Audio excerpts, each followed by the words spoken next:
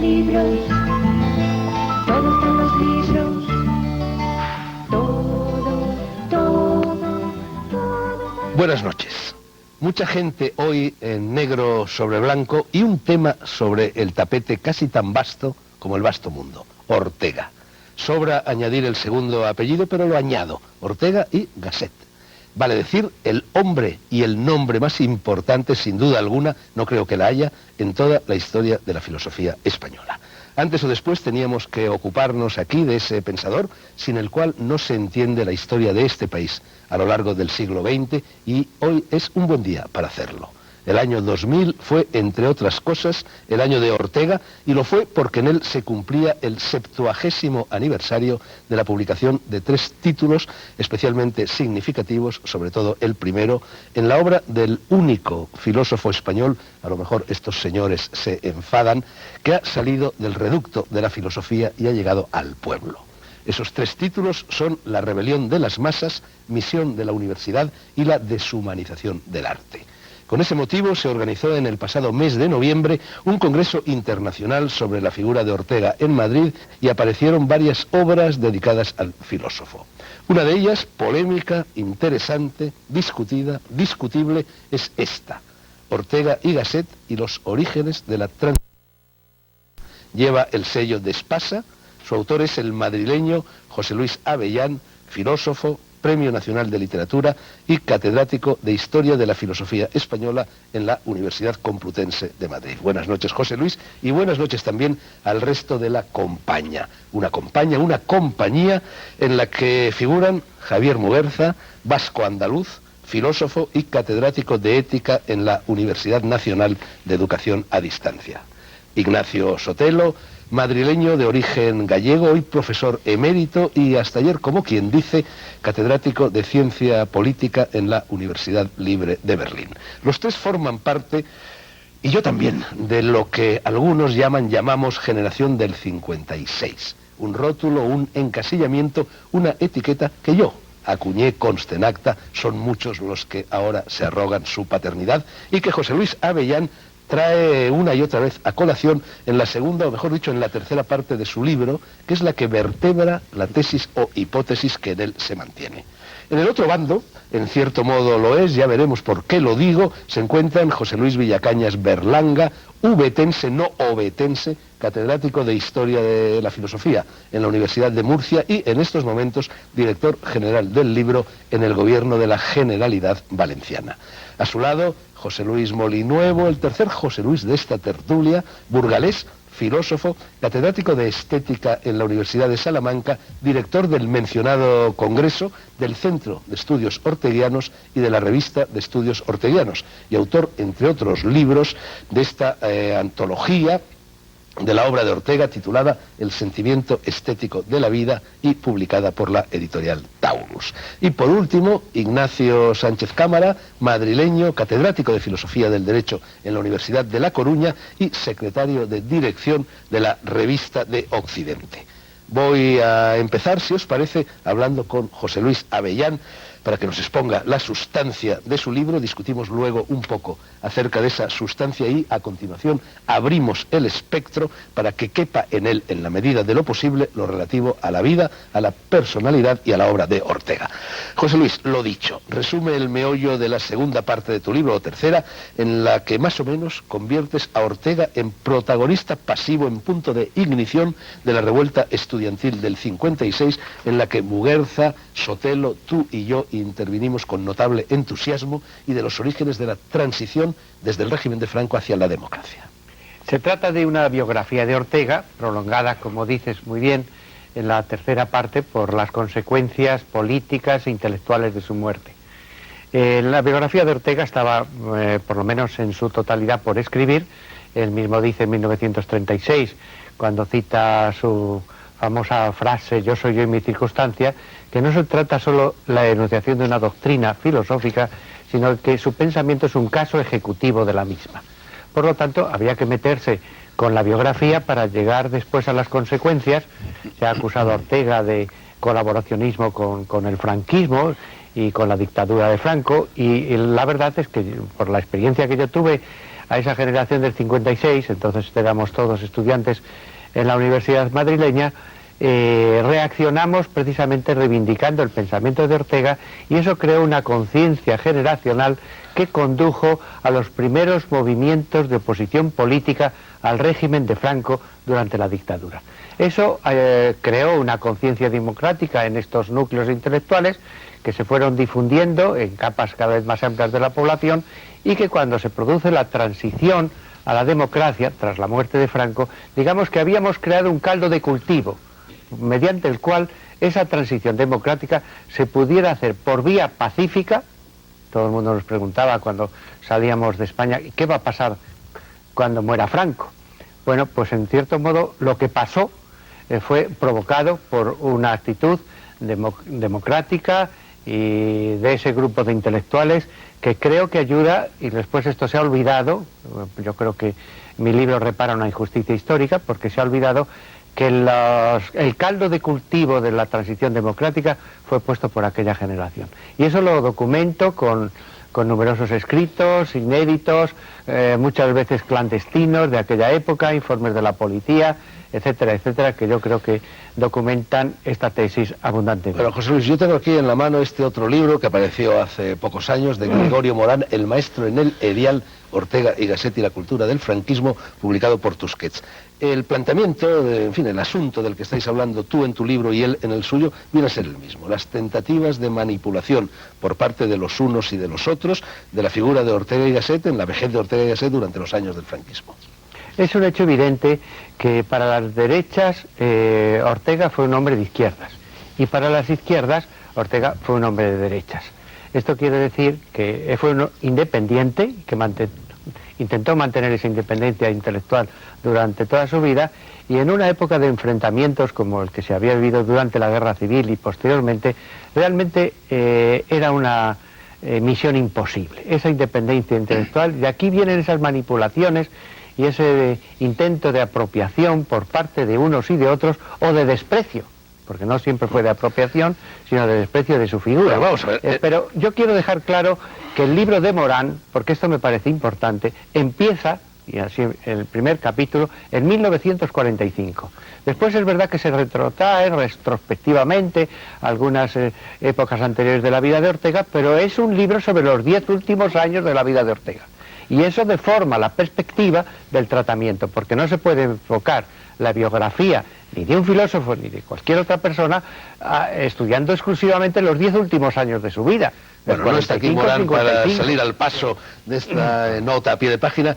Vamos a ver, seguro que Javier Muguerza y algunos de los presentes recuerdan, sobre todo los de esta parte, un artículo que apareció más o menos en aquellos años, 55, 56, 57, no recuerdo exactamente la fecha de publicación, que apareció en la revista Ínsula. Ese artículo, que quizá firmaba Paulino Garagorri, tampoco estoy muy seguro de este dato, se llamaba Consignas Convergentes, y en él denunciaba una maniobra, una tentativa de manipulación de lo que estamos hablando de la obra de Ortega, diciendo que por una parte el Opus Dei y la derecha y el nacionalcatolicismo, y por otra parte el Partido Comunista, estaban criticando a Ortega, y esto serían las Consignas Convergentes. Ahora bien, en relación con esto y en relación con el libro de José Luis, y es lo que ya os planteo a todos, yo creo que también nosotros, algunas de las personas que intervinimos en el motín, en la algarada estudiantil del 56, estábamos manipulando la figura de Ortega, en contra de lo que tú, José Luis, sostienes en tu libro. Tú en tu libro dices que nosotros fuimos una generación marcada por Ortega. Tú citas también la famosa frase atribuida a Julio Diamante, de que en el entierro de Ortega y Gasset, que desencadenó aquellos acontecimientos, dijo, por fin ha servido para algo el viejo. Yo estaba en el Partido Comunista. Javier Muguerza entró poco tiempo después. Julián Marcos, Jesús López Pacheco, Enrique Mújica, Ramón Tamames, otros muchos también lo estábamos, pero en cambio Jaime Maestro, pero había personas que estaban en la conjura, así nos bautizó el régimen, como tú, que no estabais en el Partido Comunista. Entonces quizá tú y los que como tú no estabais en el Partido Comunista sí erais orteguianos, pero quienes estábamos en aquella época en el Partido Comunista no nos sentíamos orteguianos. Yo por lo menos no me sentía orteguiano, por lo tanto también había una tentativa de manipulación de la figura de Ortega por parte nuestra, pese a lo que tú dices en tu libro. Yo creo que deberían empezar los miembros de la generación, Javier, Ignacio. Sí, yo recuerdo cuando murió Ortega, a mí me escandalizó esa manipulación por parte de la izquierda, ¿no? Yo era más joven que vosotros, ¿no? Y me sentía orteguiano, ¿no? Y bueno, pues venía de un colegio, el Colegio Estudio, donde había tenido la suerte de tener un profesor que era uno de los discípulos más sólidos de Ortega, Huescar, como Antonio Rodríguez Huescar, ¿no? Y había oído en ese curso de preuniversitario un curso de Julián Marías, ¿no? Que luego se publicó en Argentina con el título de Idea de la Metafísica, ¿no? Y bueno, pues yendo allí expulsado de un colegio de curas en el que tú y yo coincidimos, ¿no? Pues para mí la experiencia de Ortega había sido salutífera, ¿no? Y cuando llegué a la universidad, pues me encontré que como en el colegio de curas nadie hablaba de Ortega, salvo en la cátedra de Aranguren, ¿no? Entonces mi actitud hacia Ortega era más positiva que la de por fin para algo ha servido el viejo, ¿no? Yo no se lo oí decir a Julio Diamante, pero es una frase que oí en nuestros círculos de amigos, pues algo así como 7 u 8 veces, ¿no? De modo que era ya una frase acuñada, ¿no? Claro, a mí eso me parecía un intento de manipulación inadmisible, ¿no? Y me escandalizó, ¿no? Yo luego he pasado una temporada de desvío de Ortega, pero por razones filosóficas. Luego tuve un reencuentro con Ortega, ¿no? Pero en aquellos momentos mi actitud era más orteguiana, digamos, que la media entre el grupo de amigos a que te refieres, ¿no? Tú mismo escribiste un artículo, más o menos también sí, poniendo los puntos sobre las sillas de todo esto, ¿no? Secundando, digamos, la posición de Paulino Garagorri que tú has mencionado, ¿no? Y bueno, y tratando de criticar un artículo de un amigo común que había aparecido en una revista que yo siempre he dicho que era un poco una contradicción en los términos, como lo de El Pensamiento Navarro, ¿no? Y que se llamaba Nuestras Ideas, ¿no? Y que era una revista, era un órgano cultural del Partido Comunista, ¿no? Y se estaba haciendo una especie de inventario del pensamiento español de la derecha, y como no, pues había un capítulo dedicado a Ortega, ¿no? Y entonces, bueno, pues yo contra eso protesté. Luego me gané una reconvención de otro amigo común que no menciono, ¿no? Y que me vino a decir que, bueno, pues eso era posterior a la época de que estamos hablando, ¿no? De que así como había líneas políticas del partido, había también líneas ideológicas, ¿no? Y que entonces, pues que bueno, que claro, yo le pregunté, ¿qué tengo que hacer? Dice, la autocrítica, ¿no? Entonces me dio tal ataque de risa, ¿no? que mi interlocutor pues se puso colorado y dejamos el tema, ¿no? Bueno, entonces... Lo más gracioso es que yo recuerdo una vez en una celda de Carabanchel que alguien, Alberto Sauner, te dijo a ti, había alguien que dijo, hazle la autocrítica a este, ¿no? La autocrítica se podía hacer también desde fuera, ¿no? Forzosamente autista, ¿no? Eso no lo hizo nunca Alberto Sauner, seguro que no. Era una broma, seguro que no. Era entrecomillado, ¿no? No, entonces sí, efectivamente, esa manipulación convergente yo creo que se daba, ¿no? Luego, había otras razones para explicar un cierto desvío de Ortega, ¿no? Y yo creo que la cosa venía de antiguo, ¿no? Por ejemplo, yo creo que eso comenzó con la caricatura feroz que hace Luis Martín Santos, ¿no? Sí, en tiempo de silencio, ¿no? De las conferencias de Ortega, ¿no? Y donde se ríe de la supuesta pretensión de Ortega de haberlo dicho todo antes que Heidegger, ¿no? ¿No? Pero las razones eran para ese desvío filosóficas, incluso en el caso de Martín Santos, ¿no? Martín Santos, como psiquiatra, tenía aficiones filosóficas, ¿no? Y se movía pues en una onda, en cierto modo, semejante a la del pensamiento de Ortega, ¿no? La tradición fenomenológica y el pensamiento existencial, ¿no? Bueno, Javier, te quito momentáneamente la palabra. Yo creo que ya has expuesto tu postura para escuchar la de otro protagonista de aquellos hechos, Ignacio Sotelo. Tú seguramente, como Avellán y como el propio Javier Muguerza, sí podías ser orteguiano. Tú no estabas en el Partido Comunista, tú incluso pasaste a formar parte del grupo político de Dionisio Ridruejo, que tenía que ver en sus planteamientos bastante con las posturas orteguianas, ¿no? Claro. Efectivamente, para mí Ortega en aquellos años fue fundamental, porque su lectura fue la revelación de que se podía pensar en castellano. Y yo creo que esa revelación la hemos tenido todos, y en ese sentido todos somos discípulos de Ortega, porque o bien pensamos en una jerigonza académica, que puede ser escolasticismo de muchos tamaños. Había en España no solamente la escolástica del tomismo, había la escolástica del idealismo alemán, que todavía era peor. Y efectivamente, cualquier forma de escolástica. Y lo que nos enseñó Ortega es a pensar en nuestra propia idioma, como los filósofos griegos inventaron la filosofía, pensando y conversando en su propia lengua sobre las cosas de la vida, de la vida diaria, de la vida de uno y de la vida de la sociedad. Y por lo tanto hay que decir que para mí Ortega significó muchísimo. Y sigue significando. Pero en aquel momento yo todavía no me movía en una postura muy políticamente muy a la izquierda, después pasé un periodo más de izquierda, pero en aquel momento me movía en un mundo democrático, liberal, y eso lo que hizo vincularme a la única que yo descubrí en Madrid en aquel momento, que fue Dionisio Ridruejo, que por cierto lo conocí a través de Enrique Múgica, porque el primero que conocí en la facultad y fue mi tutor para que entrase en el Partido Comunista fue Enrique. Lo que pasa es que Enrique siempre me dice, tú fuiste el único que no picaste en el anzuelo. Se preocupó mucho, vino mucho a mi casa, me dio mucha literatura, pero... Enrique era la araña, en el mejor sentido de la palabra, que tramaba todos los siglos. Pero lo que más le agradezco a Enrique es que me presentó a Dionisio, y a través de Dionisio entré en un mundo cultural muy complejo, porque venía de la Falange por un lado, y por otro lado se sentía en aquel momento liberal y demócrata, y eso sí, participaban en una admiración sin límites por Ortega y por Zubiri. Habría que hablar que las dos cosas yo creo que no son tan compatibles. Yo pienso que se es de Ortega o se es de Zubiri, creo que no son compatibles. Pero era la escuela de Madrid.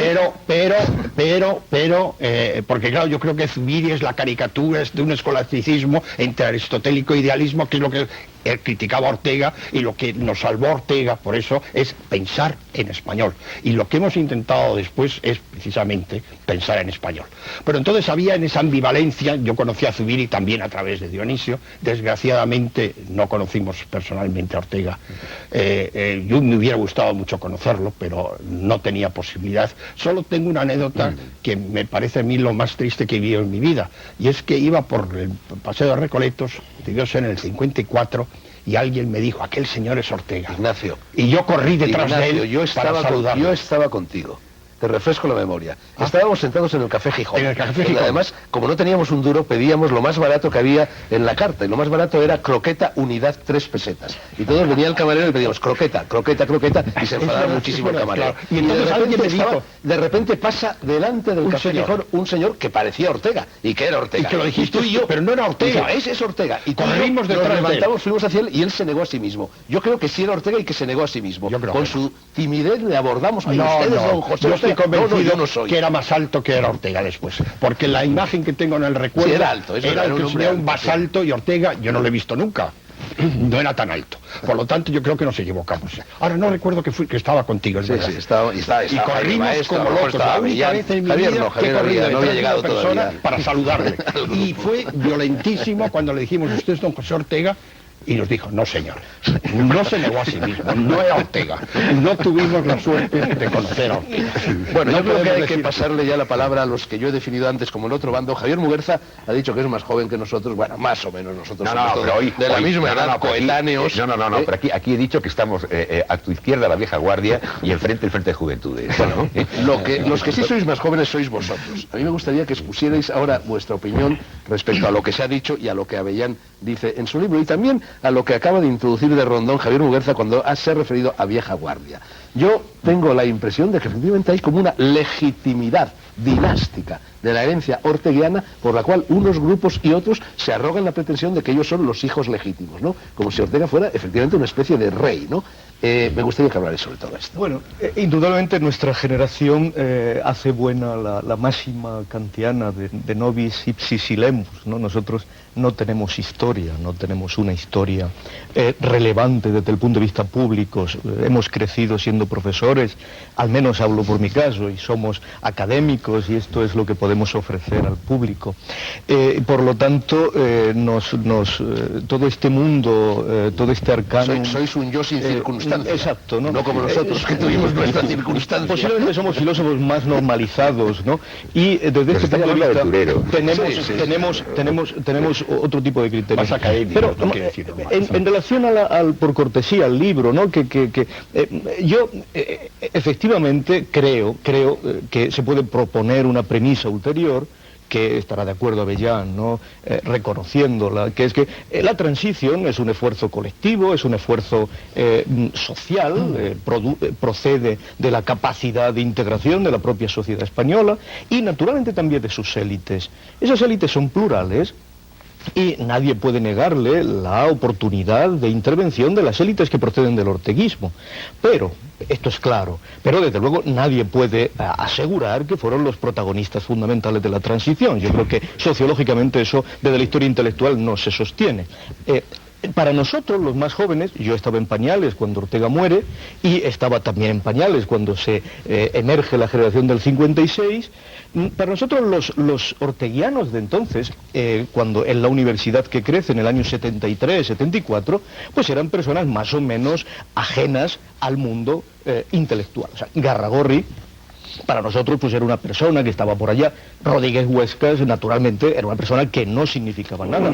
Laín tuvo que establecer una confesión pública para decir, bueno, yo efectivamente debo rehabilitarme delante de la democracia, y Aranguren, que era alguien, no era alguien por el libro de Ortega, evidentemente, era alguien por la ética o era alguien por sus intervenciones y por el abandono de la cátedra, pero no era alguien por el libro de Ortega. Es decir, que nosotros percibíamos que Ortega estaba fuera del horizonte filosófico. Estaba dentro del horizonte filosófico el libro de Muguerza, la gran antología del pensamiento positivista. Positivismo y marxismo han introducido en el panorama académico español una fractura en relación con el pensamiento de Ortega. Ahora bien, es verdad que en estos momentos, a partir de una normalización, una destrucción de esa dogmática, de esa escolástica básica al positivismo, filosofía del lenguaje y al marxismo, Ortega emerge cada vez con más fuerza en el pensamiento de nuestra generación como un faro para pensar en español, siguiendo a Ortega o estableciendo un lenguaje diferente del de Ortega, pero siempre en relación con Ortega. Esto es claro. La anécdota es muy sencilla. Cuando Montero, que es mi maestro, en el año 89, el año 87 se jubila, un hombre que había hecho toda su carrera en la filosofía analítica, en la fenomenología, y que nunca había hablado de Ortega, nunca había hablado en clase de Ortega, cuando tiene que hacer la lección inaugural de la Universidad de Valencia buscando un tema, porque ya ha visto que está agotado la filosofía del lenguaje, recurre a Ortega y redescubre a Ortega, y nos hace a nosotros pensar que Ortega existe. Pero nuestra mirada sobre Ortega en estos momentos, esto es lo que quiero defender, es una mirada inocente, es una mirada ingenua, no está atravesada por la intervención de Ortega en ningún tipo de movimiento político. Y yo reivindico una mirada de filósofo a filósofo, una mirada de filósofo a filósofo. Cierto que con dificultad, porque necesitamos los filósofos un texto de Ortega que supere a este. Pero esto es lo que yo quiero reivindicar. De filósofo a filósofo. De filósofo a filósofo, como decía José Aquí Luis no vamos a hacer el Villacañas. viejo chiste de que yo aquí no venía a hablar como filósofo, sino como persona, ¿no? Como decían los anteriores. Entonces, yo estoy realmente encantado de que haya en este momento tantos herederos de Ortega. Probablemente van a surgir muchos más, ¿no? Y en ese sentido yo creo que no hay ningún problema y no hay ningún tipo de peleas por ningún tipo de legitimidad, ¿no? En ese sentido, bienvenidos sean todos. Pero quiero subrayar mi perplejidad. Para mi generación, Ortega, utilizando una expresión suya, no fue una circunstancia nuestra. No. Es decir, cuando estudiamos en la universidad, pues allí Ortega o no existía o era despreciado, o una frase que se utilizaba mucho en la Facultad de Filosofía de la Complutense, donde estudié, Ortega estaba superado. O sea, simplemente no fue una circunstancia nuestra. Fuimos una generación que salimos a estudiar al extranjero, estudiamos otro tipo de pensadores, y quizás solamente a la vuelta, estoy hablando de mi caso, pero creo que en cierto modo es un caso generacional, ¿no? En ese sentido, pues es cuando nos dimos cuenta de que éramos pensadores españoles, que efectivamente habíamos hecho nuestro periplo europeo igual que otros, ¿no? Pero que necesitamos construir una identidad nuestra como pensadores europeos. Y en ese momento es cuando empezamos a leer a Ortega como un filósofo, exactamente como un filósofo, sin otro tipo de connotaciones. Empezamos a descubrir, por ejemplo, en mi caso, que Ortega para mí significa la posibilidad de cara al futuro de un humanismo latino abierto a las nuevas tecnologías, que de cara, por ejemplo, y así se enfocó el congreso que celebramos el año pasado, que de cara ahora a la sociedad española actual, pues Ortega tiene cosas importantes que decir, por ejemplo, que sería deseable una cultura oficial española a la altura de nuestro tiempo, que no la hay, a mi juicio. En segundo lugar, que la cultura formara parte de la educación, la necesidad de la alta cultura, etcétera, etcétera. Eso por una parte. Por lo tanto, ha sido la necesidad de construir nuestra propia identidad, construyendo tradiciones, como decía Noval, y las tradiciones no existen, se construyen, ¿no? Lo que ha motivado nuestro encuentro con Ortega. Nos encontramos con que hay ahora toda una serie de libros que, junto a investigaciones muy profundas sobre el pensamiento de Ortega, sin embargo, han tomado otro sesgo. Y esos libros, en un momento determinado, obedecen a la necesidad de hacer una revisión de nuestro pasado español más inmediato, ya sea de los años de la posguerra y los intelectuales, o de la transición. El problema, incluso ha aparecido así en unas reseñas y unas críticas, es ¿qué pinta ahí Ortega? ¿Ortega pasaba por allá o realmente hay una vinculación? Es de lo que se trata de mostrar. Y naturalmente esa revisión del pasado hay que hacerla, pero hay que hacerla bien. Y en último término sí quisiera subrayar que hay un gran desfase entre la gran aceptación social de Ortega y el poco aprecio académico que sigue manteniendo de Ortega. Sigue pendiente la deuda con los clásicos y con Ortega. España es un país que maltrata a los clásicos. No hay unas obras completas de Ortega y no hay una biografía de Ortega, que a mi juicio debería ser una biografía intelectual. Porque se trata de un pensador. Bueno, muchas cosas se han apuntado ya, solo falta la intervención de Ignacio Sánchez Cámara. Os aviso de que nos quedan 3 o 4 minutos antes de ir a publicidad. Ignacio, con brevedad, por favor, y ya luego... Sí, estoy encantado de estar aquí y además en parte a lo mejor hasta confirmamos algunos aspectos de la filosofía de Ortega sobre las generaciones, con esta especie de ruptura o enfrentamiento amistoso entre las dos. Yo quiero decir que en primer lugar que en mi caso particular, lo que pasa es que puede que no sea representativo, mi experiencia con Ortega no fue en absoluto anómala y sí formó parte de mi circunstancia. Quizá porque no estudié la carrera de filosofía, sino la de Derecho. Yo era aficionado a la filosofía y comencé a leer a Ortega muy pronto, a los 15, 16 años, y era estudiante de Derecho. Por eso, cuando terminé la carrera y pensé en hacer una tesis doctoral, la idea de hacerla sobre Ortega y Gasset surgió de forma natural, y así fue, y la hice sobre lo que luego se ha titulado La teoría de la minoría selecta en el pensamiento de Ortega. O sea, para mí Ortega ha sido parte normal de mi circunstancia. Otra cosa es que no lo fuera en el ambiente académico y universitario de la época por las razones que ahora intentaré apuntar. En segundo lugar, me gustaría también decir que para mí lo más importante es explicar las razones por las que la afirmación que ha hecho nuestro presentador es cierta. Es decir, que Ortega representa quizá la cima de la filosofía española y desde luego, a mi juicio, uno de los hechos intelectuales de mayor rango del siglo XX español. De eso me parece que es importante explicar por qué eso es así y lo anómalo de su recepción. Y eso es así por varias razones, pero básicamente apuntaría a 3.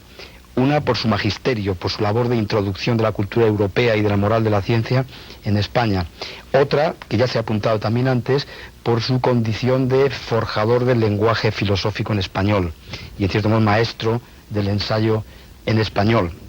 Y, en tercer lugar, por los aspectos de su propio pensamiento filosófico, de su propio sistema filosófico, que yo creo que así lo es sistemático. Su superación del idealismo, su rechazo del utopismo racionalista, sin caer en el relativismo, sus iluminaciones sobre la vida humana, su metafísica de la vida humana, su concepción aristocrática de la vida y su teoría elitista. Todo eso me parece que son principios de su sistema filosófico que tienen vigencia y que van a seguir teniéndola posiblemente en el futuro. Pero yendo más al tema que parece que en principio nos convoca, que es la recepción de Ortega, la anómala recepción de Ortega, a mí me gustaría aclarar, sé que es quizá polémico, pero yo creo que en el fondo todo deriva de la visión que tengamos acerca de nuestra historia reciente y de la posición que tomemos hacia eso. Entonces, a veces tendemos a pasar de puntillas sobre las razones por las que Ortega se va de España y las relaciones de Ortega con la República. Entonces, claro, lo que no nos encaja después es por qué no pertenece al exilio inequívocamente, por qué tiene mala relación con el exilio, por qué no es antifranquista, que no puede serlo. No puede serlo porque Ortega se marcha de España más bien horrorizado por la situación del Madrid republicano. Eso en primer lugar. Otra cosa es que las noticias que luego le llegan del Madrid republicano desde fuera, de la España de Franco, sean igualmente nefastas para él. Por eso es un hombre que se queda fuera de juego en una España dividida. Entonces la hora de Ortega puede llegar cuando en la hora de la transición se produce esa reconciliación. Pero mientras uno adopta el partidismo y es franquista o antifranquista, Ortega no puede hacer nada ahí. Y el silencio de Ortega, que muchos le han reprochado, yo creo que se explica, y él mismo ha explicado por qué. Otra cosa es que sea acertado o no, pero el silencio de Ortega es que cuando en la situación de España en la guerra y después de la guerra es de una opinión pública dividida. No hay verdadera opinión pública. Hablar a esa opinión pública dividida es necesariamente mentir. Optar por una de las dos Españas, por decirlo así, es falsificar su propia idea de España. Por lo tanto, no tenía encaje claro en ninguna de las dos. Entonces, el esfuerzo de llevarlo a una o a otra fracasa. Esa es mi opinión. Y solo cuando llega la hora de la reconciliación puede llegar la hora de Ortega. Y solo una generación que ya no esté marcada por la perturbación de la guerra civil y de sus consecuencias puede tener un trato ya más normal con Ortega. Eso es lo que me parece. Pero, de mí. a mí me gustaría... un momento, ¿cómo se nota que sois filósofos? Habéis devorado la primera parte del programa, casi media hora, únicamente con una intervención por cabeza. Yo os ruego que dejemos ahora que entre la publicidad e inmediatamente voy pasando la palabra a todos estos dedos. Precisiones que yo quiero sobre lo que ¿Eres capaz de hacerlas en 30 segundos? ¿O prefieres que lo dejemos para bueno, después sí, de la publicidad? lo voy a hacer en 30 segundos. Pues venga. 1, 2, 3. En ningún momento he defendido el protagonismo de la generación del 56 respecto de la transición, sino como orígenes intelectuales de la transición, que después fue realizada por amplísimos y plurales sectores sociales. Esa es mi tesis, y la sigo defendiendo. Muchas gracias. ¿Puedo decir algo en 15 segundos? Venga, 15 segundos, Javier. ¿No? Que en los aledaños de esa generación llamada del 56, a la que yo no creo pertenecer, sin embargo, había gente... Él nació en el 56. Había gente, ¿no? Desde lo que podíamos llamar la izquierda, movidas principalmente por la consigna de la reconciliación nacional, ¿no? La propugnara don Juan en el manifiesto de Lausanne o la propugnara el Partido Comunista, ¿no? Y en ese sentido, Ortega sí podía, Ortega y la idea de una tercera España que superara el enfrentamiento, sí podía ser, bueno, un acicate. Vamos a seguir hablando de todo esto en la segunda parte del programa. Ahora llega la publicidad.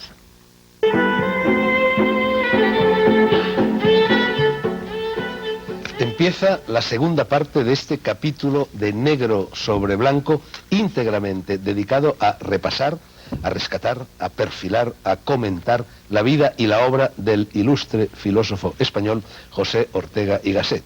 Les recuerdo que están con nosotros José Luis Molinuevo, Ignacio Sánchez Cámara, José Luis Villacañas, Ignacio Sotelo, Javier Muguerza y José Luis Avellán, autor de este volumen, Ortega y Gasset y los orígenes de la tradición democrática espasa, que nos ha servido para encender la mecha del debate. Seguimos en él, estaba en el uso de la palabra, o mejor dicho, la había pedido Ignacio Sotelo.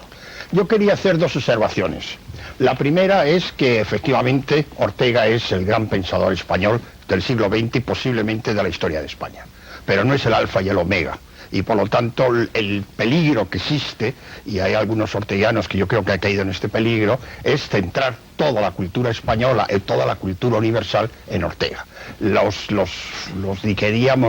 carencias en el pensamiento de Ortega en la modernidad son muy grandes en muchos campos y por lo tanto efectivamente hay que tener una relación crítica con Ortega porque es el que piensa en español, pero sin una exageración en su significación universal sobre los problemas más fundamentales de la filosofía. Ahí está la respuesta orteguiana. No hay que tener una respuesta de discípulos fieles.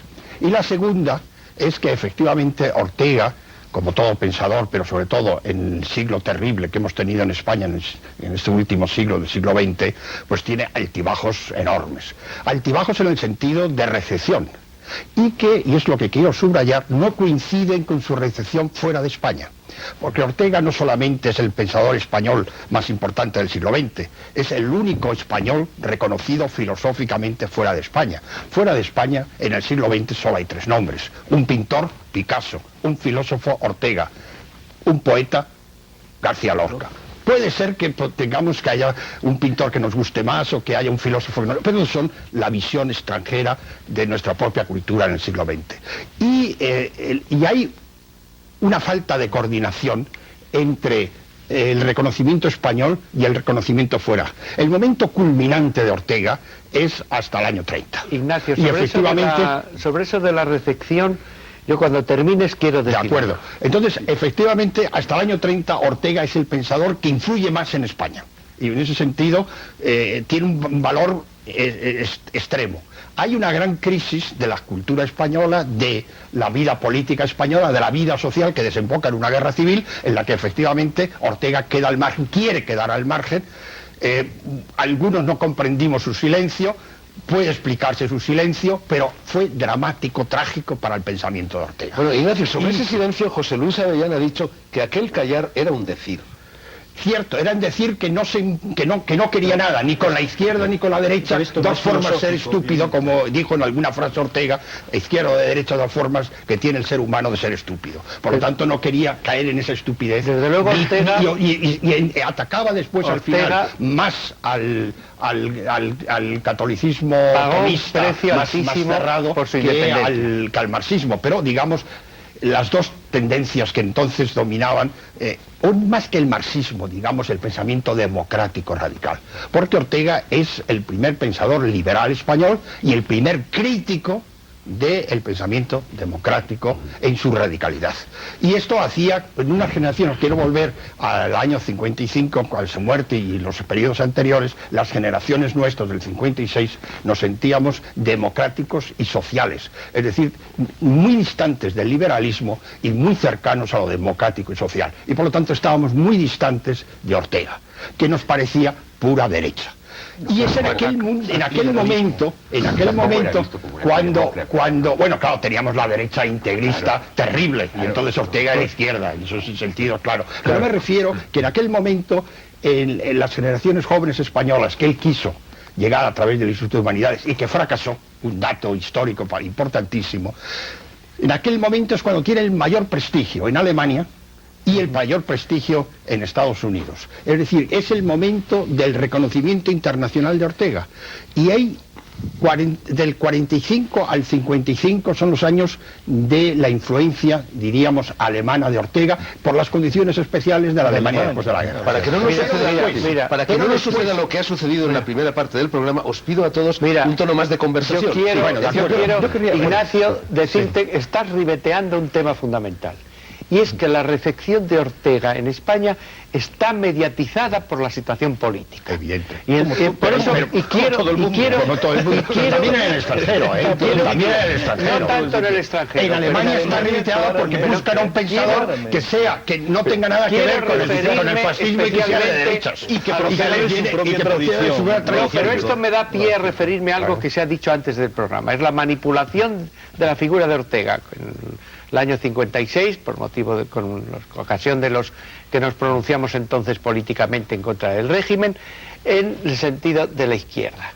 Y yo creo que esa manipulación, que efectivamente existió, yo no la niego, pero es una reacción contra la manipulación que el régimen quiere de hacer de la figura de Ortega, y concretamente contra un dato muy específico, y es la conversión al catolicismo a última hora de su vida. Cuando Ortega había dicho que él, y lo había repetido numerosas veces a lo largo de su vida, había profesión de acatolicismo, no de anticlericalismo, sino de acatolicismo. Todo eso, yo creo que esas son las batallitas de la UNICEF. Vamos a ver. Todo esto para las nuevas generaciones no tiene la más mínima relevancia. La más mínima. La polémica del padre Ramírez con una historia de la recepción tenemos que contarlo. Pero Ortega se merece otra cosa. Ortega se merece otra lectura, señores. Trivializando constantemente Ortega se merece la figura de Ortega, filosófica. o bien como un zascandil detrás de señoras marquesas y demás, o como una persona que no se ha estudiado a fondo todavía por historiadores,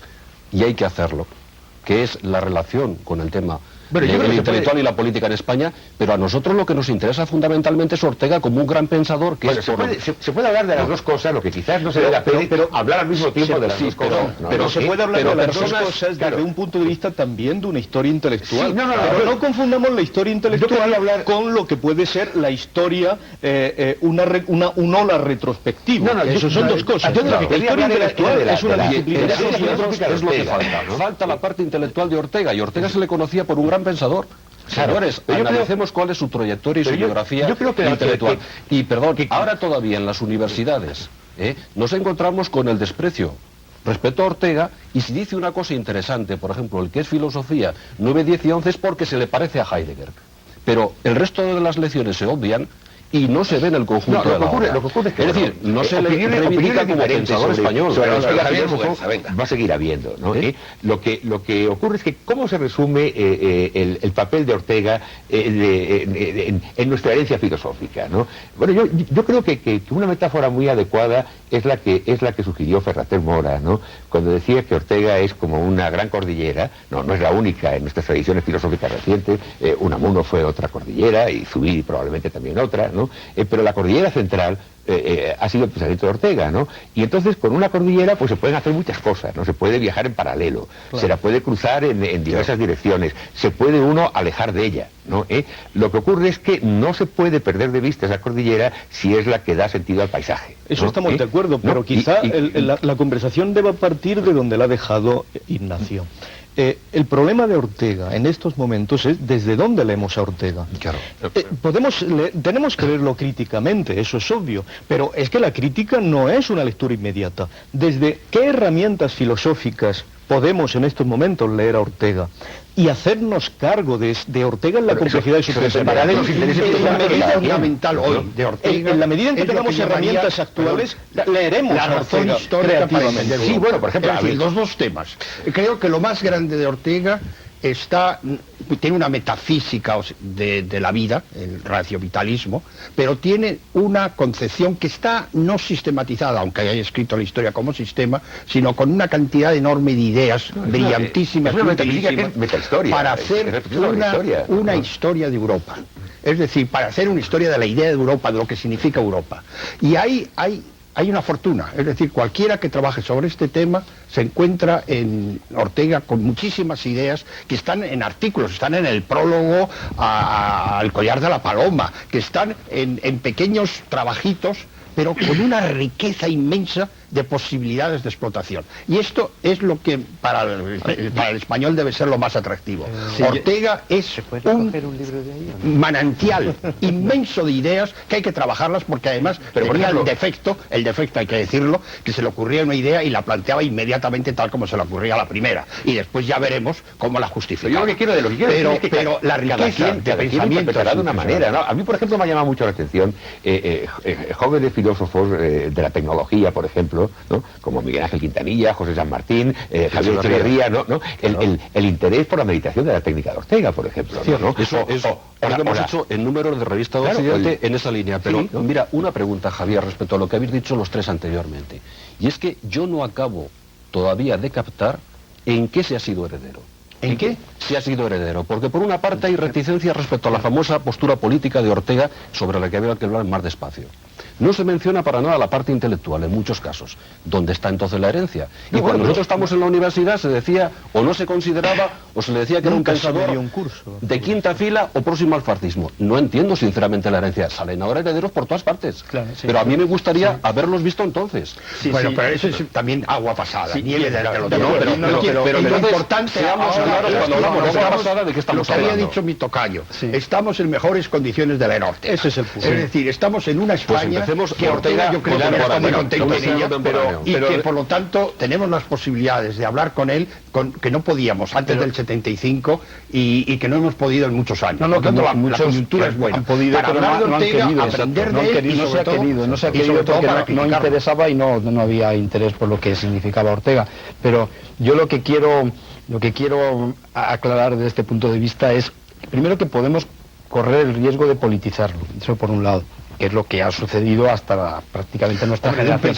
Y en segundo lugar, que cuando ha estado prácticamente ausente de la vida académica oficial española durante la posguerra, y ausente también en la España del exilio, que estaba en otra cosa, salvo los discípulos de Ortega, hombre, en este momento yo creo que la tarea de los discípulos hay que reivindicarla. Otra cosa es que caigan en el error a veces de creer que todo está resuelto en Ortega. Yo jamás pensaré eso. Pero hoy, si tengo que optar por alguno de las tres posiciones, volver a la neoescolástica tradicional, volver a esa especie de de marxismo y demás, Ortega me parece. Y en ese sentido yo creo que los discípulos han hecho una gran labor y han hecho algo de lo mejor. Bueno, yo estoy enseñando a cámara un recorte reciente, se publicó me parece cuando se celebró el Congreso, que dice el titular: la mayoría de los principales orteguianos que hay en el mundo son norteamericanos, que tiene bastante que ver con lo que estabais diciendo respecto a la ausencia de Ortega en la universidad.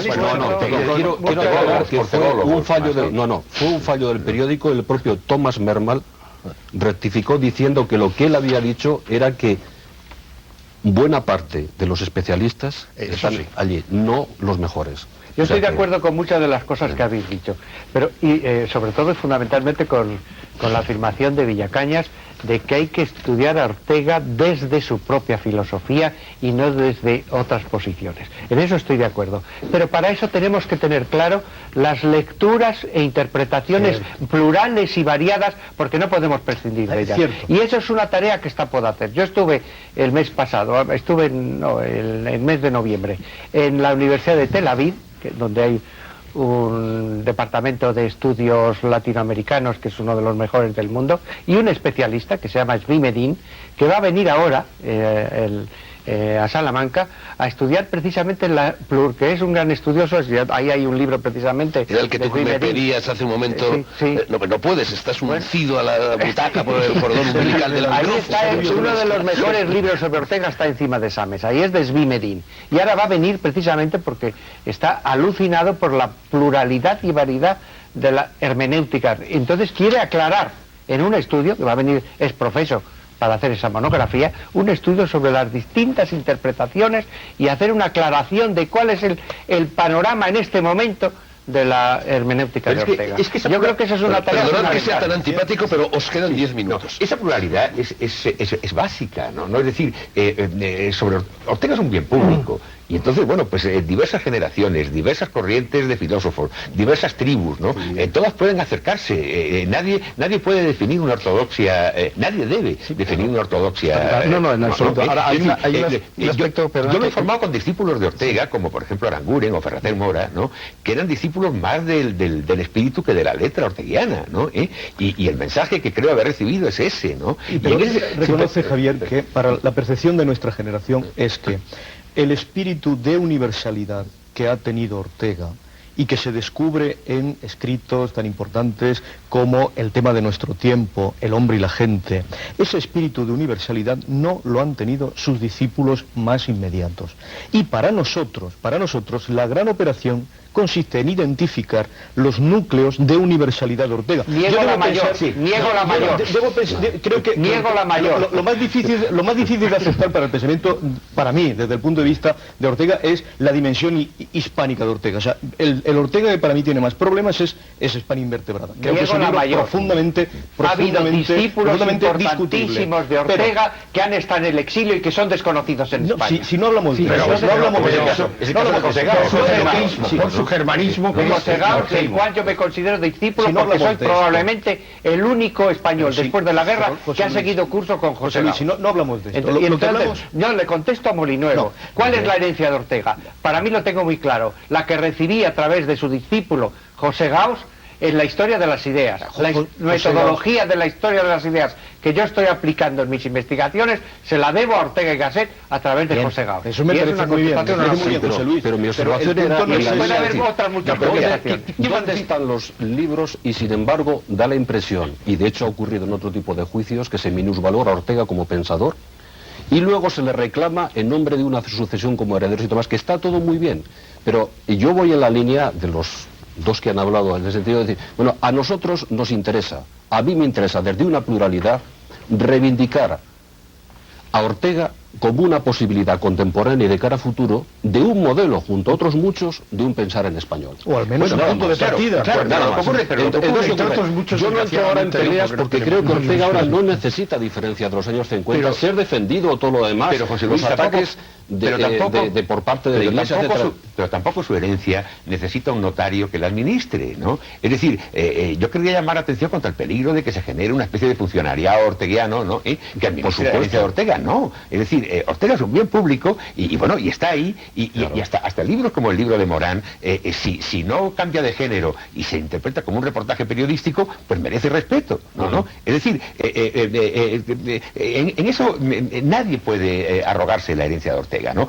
Pero todos somos herederos y Ortega además recordaba la cita de Goethe, ¿no? De que los seres humanos no se limitan a sucederse unos a otros, no son simplemente sucesores, son herederos. Hay un cierto pluralismo en lo que ha dicho y que yo no comparto exactamente. Es decir, admito a la persona, me merece respeto, pero todo libro no por igual. No, a mí no tampoco, voy a a mí entrar en tampoco. análisis del libro de Morán, No, a mí pero tampoco, un libro a mí hay que tampoco. juzgarlo en función de las afirmaciones que haga, del Sí, contraste sí, que hay, sí, y de la sí, intención y de la sí. No, mayor pero- o menor Pero lo peor cuando se lealtad pone- al objeto de lo peor de ese estudio libro es que cuando se pone a exhibe. hacer valoraciones filosóficas, porque para para eso no es competente, ¿no? Pero tampoco se necesita ser un filósofo para hacer un libro sobre Ortega, como no se necesitaba ser un historiador para hacer una historia del Partido Comunista. Pero ¿no? es muy significativo. Siempre que eso se entienda que es periodismo. Es que es muy significativo el problema de ese libro, yo creo. Pero en fin, desde la perspectiva de un marxismo vulgar y un poco ortodoxo, en la medida en que hay una dialéctica entre buenos y malos, entre defensores del proletariado y no, Ortega, como se escapa de eso, automáticamente hay que situarlo allá. Entonces todo el problema del libro y de otras intervenciones de Ortega es echarle en cara que no esté en un bando, cuando precisamente no está de forma deliberada. Y tiene razones para no estar, y yo le aplaudo que lo hiciera, que hizo muy bien. En nuestra generación es una concepción de la democracia que posiblemente no encaje con Ortega. Es un que tema importante. Claro. Un tema de crítica de lo que significan las minorías selectas y lo que significa el aristocratismo de Ortega. Pero que no se enteraron. Pero bueno, casi nadie, no se enteraron. Del desconocimiento defensor del fascismo de Max Weber y lo que ha significado la sociología contemporánea. Ese es el punto de Ortega. El primer texto de Max Weber que se publica en español lo publica la revista Occidente. Sí, claro. Evidentemente ha hecho el favor de decir, hay un pensador con un artículo sobre la decadencia del mundo romano. Pero en su Hombre y la gente no existe Max Weber. No existe Max Weber. Claro, la sociología contemporánea nace con Max Weber. Entonces, efectivamente, hay una serie de cosas que tenemos que decir. Pero en Ortega no está todo. Pero Ignacio, lo más importante para nosotros hoy es un pensador político. Es el primer pensador político que hemos tenido en el siglo XX. Políticamente, pero que nos incita a pensar, sobre todo porque nos indigna. A mí me indigna en muchísimos capítulos cursis y antidemocráticos de Ortega, y esa indignación es para pensar con Ortega. ¿Por qué me indigna? Porque a lo mejor tiene razón Ortega. Hay que aclarar, es antidemocrático, y vamos a ver si yo eso lo estudié bastante y voy a intentar aclarar una cosa. No digo que tenga razón. Vamos a ver. No es que si entendemos la democracia como que haya elecciones, Ortega no es antidemocrático.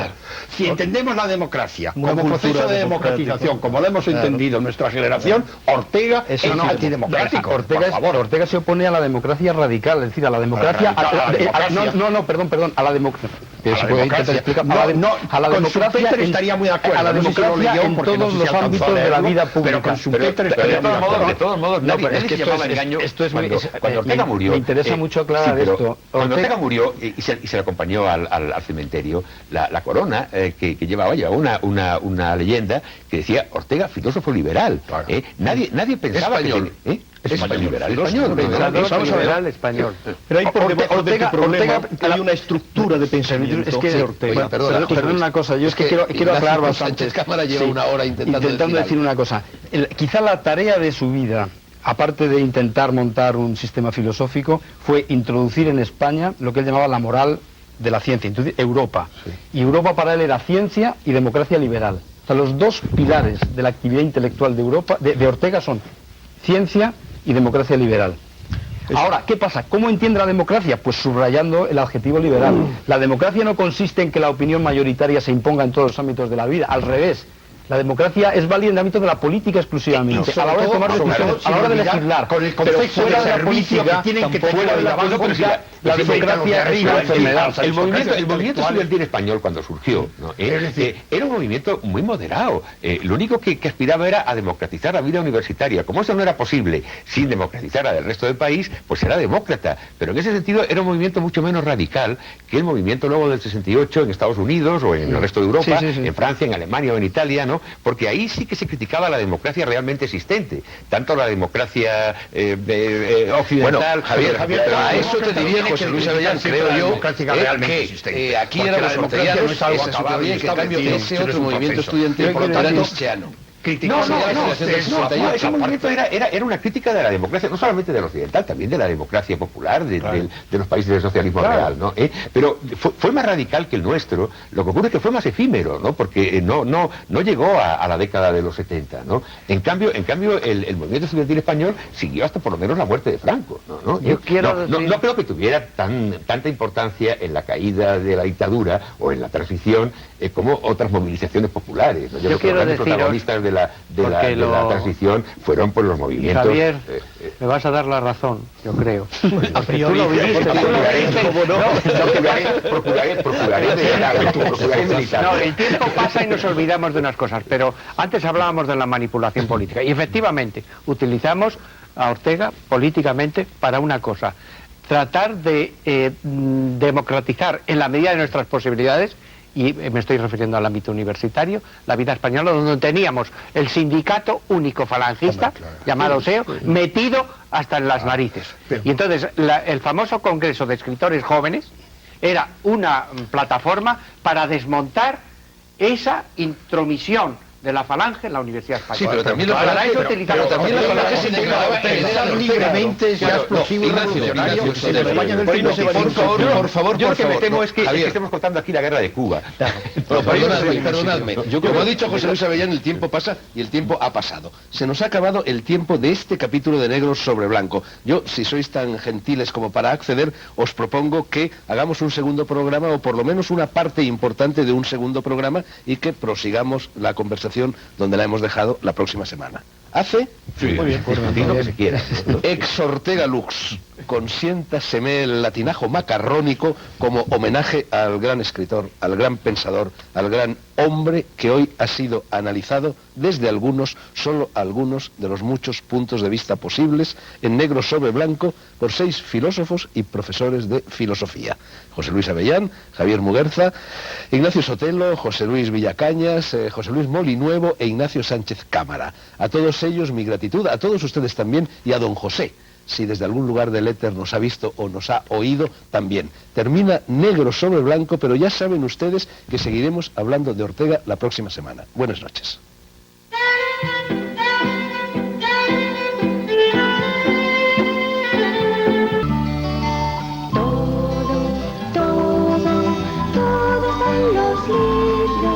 Todo está en los libros, todo está en los libros, todo está en los libros, todo está en los libros. Buenas noches, negro sobre blanco, otra vez en sus pantallas.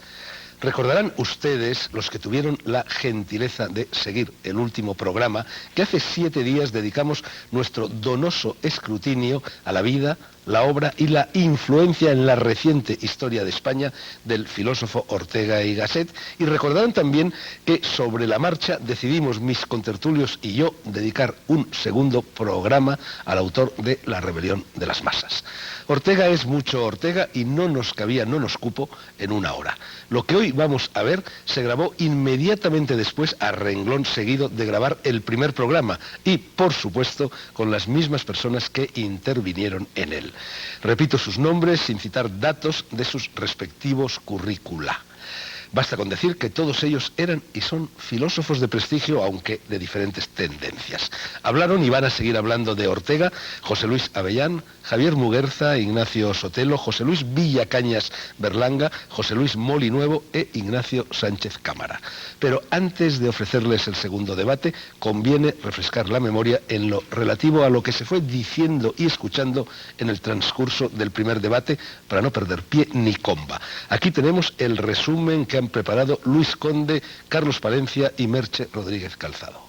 Lo que nos enseñó Ortega es a pensar en nuestra propia idioma, como los filósofos griegos inventaron la filosofía, pensando y conversando en su propia lengua sobre las cosas de la vida diaria, de la vida de uno y de la vida de la sociedad. Para las derechas, Ortega fue un hombre de izquierdas, y para las izquierdas, Ortega fue un hombre de derechas. Esto quiere decir que fue un independiente, que intentó mantener esa independencia intelectual durante toda su vida. Para mí Ortega en aquellos años fue fundamental, porque su lectura fue la revelación de que se podía pensar en castellano. Y yo creo que esa revelación la hemos tenido todos, y en ese sentido todos somos discípulos de Ortega.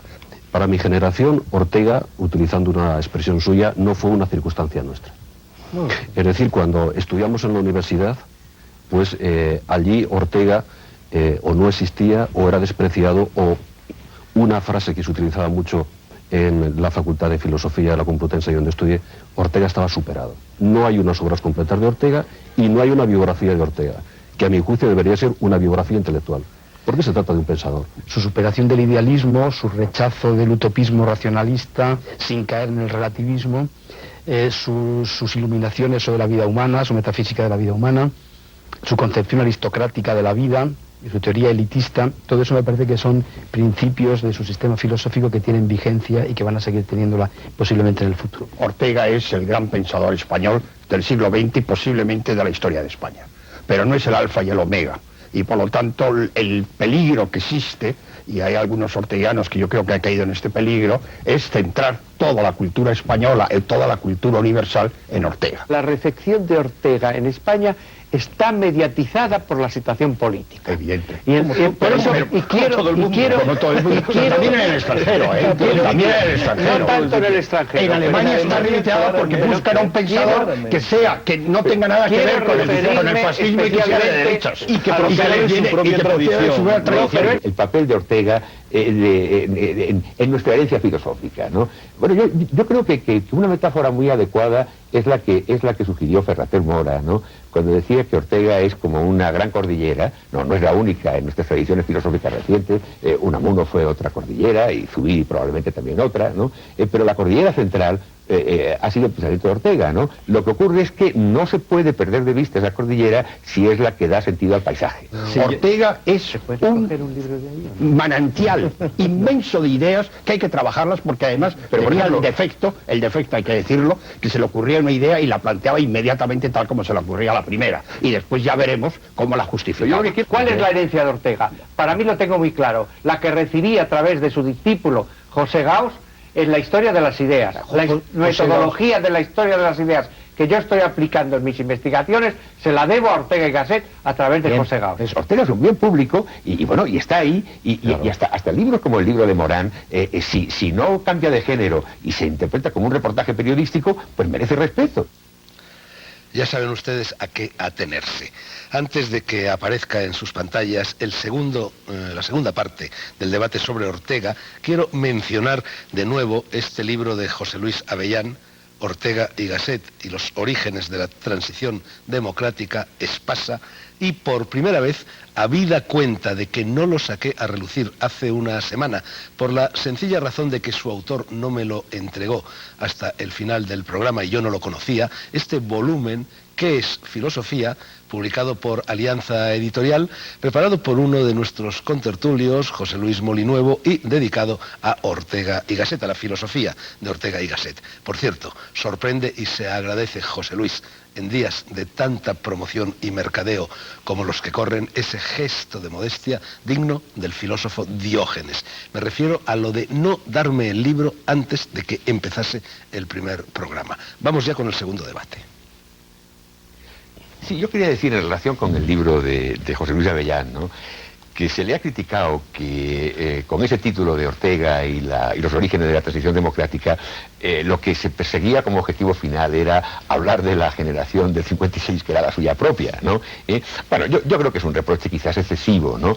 Pero sí que hay una especie de lamento por parte de José Luis Avellán del escaso protagonismo político que luego le ha correspondido a esa generación.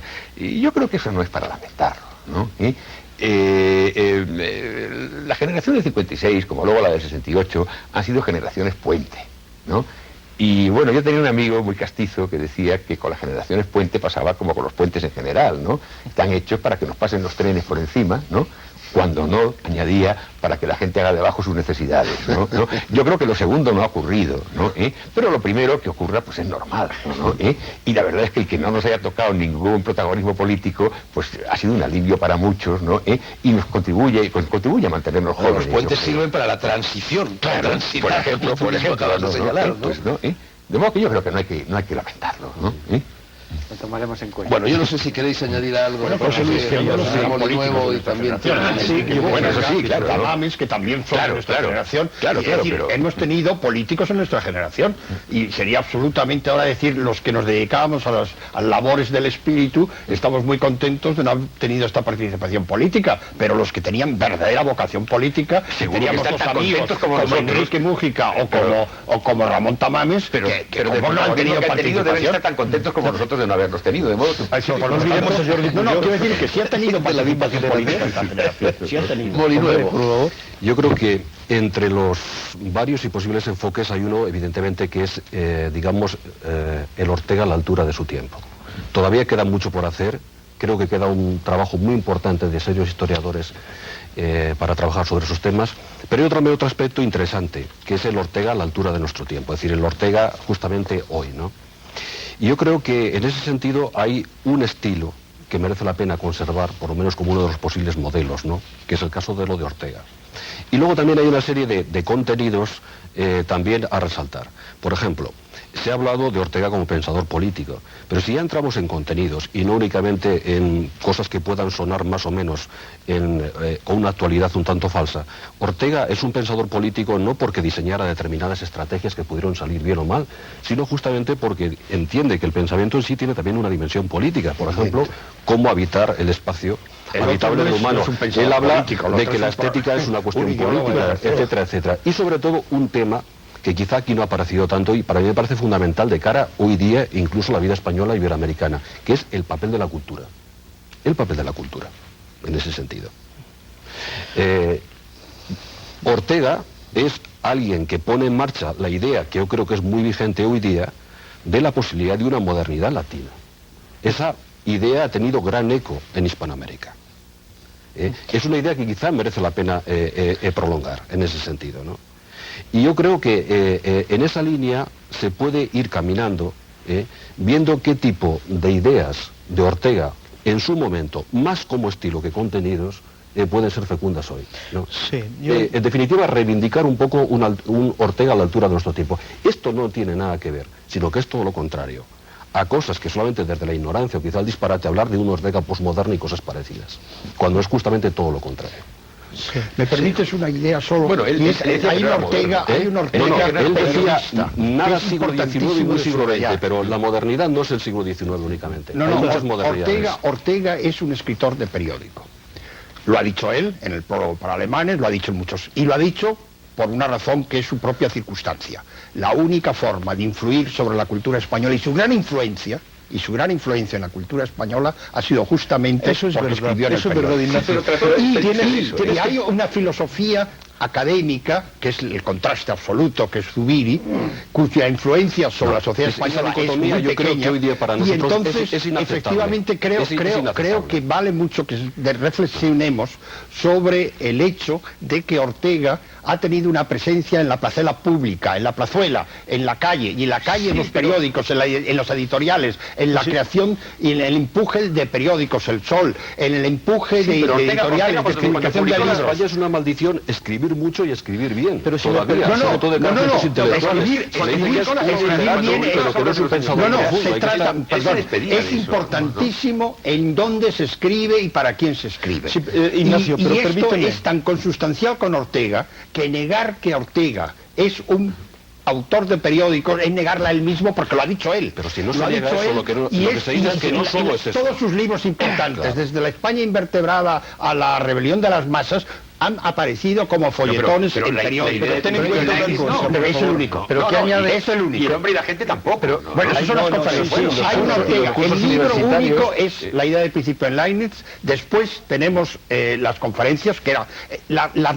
Ortega ha influido fundamentalmente en la cátedra como maestro, como orador, y ha influido como escritor de periódicos. En circunstancias normales ha influido también como filósofo. Eso hay que Ha matizarlo. influido en ha sido hasta el 36, que es catedrático, que me dejáis hablar sobre eso, y ha influido evidentemente como profesor académico, y ha sido un gran profesor académico. Y diríamos, la tertulia de la revista Occidente, yo la entendía siempre como un gran seminario, en el sentido alemán de seminario, un gran seminario de filosofía, con un director que la sabía llevar. Por lo tanto, ese Ortega, y yo creo que esto es grande, es decir, cuando yo digo que Ortega escribe en el periódico no es ninguna crítica, es decir, un periodista, todo lo contrario. La gran riqueza de Ortega es que se acopla a la circunstancia española, influye directamente porque escribe donde hay que escribir, porque si hubiera escrito muchos libros como la idea del principio en Leibniz,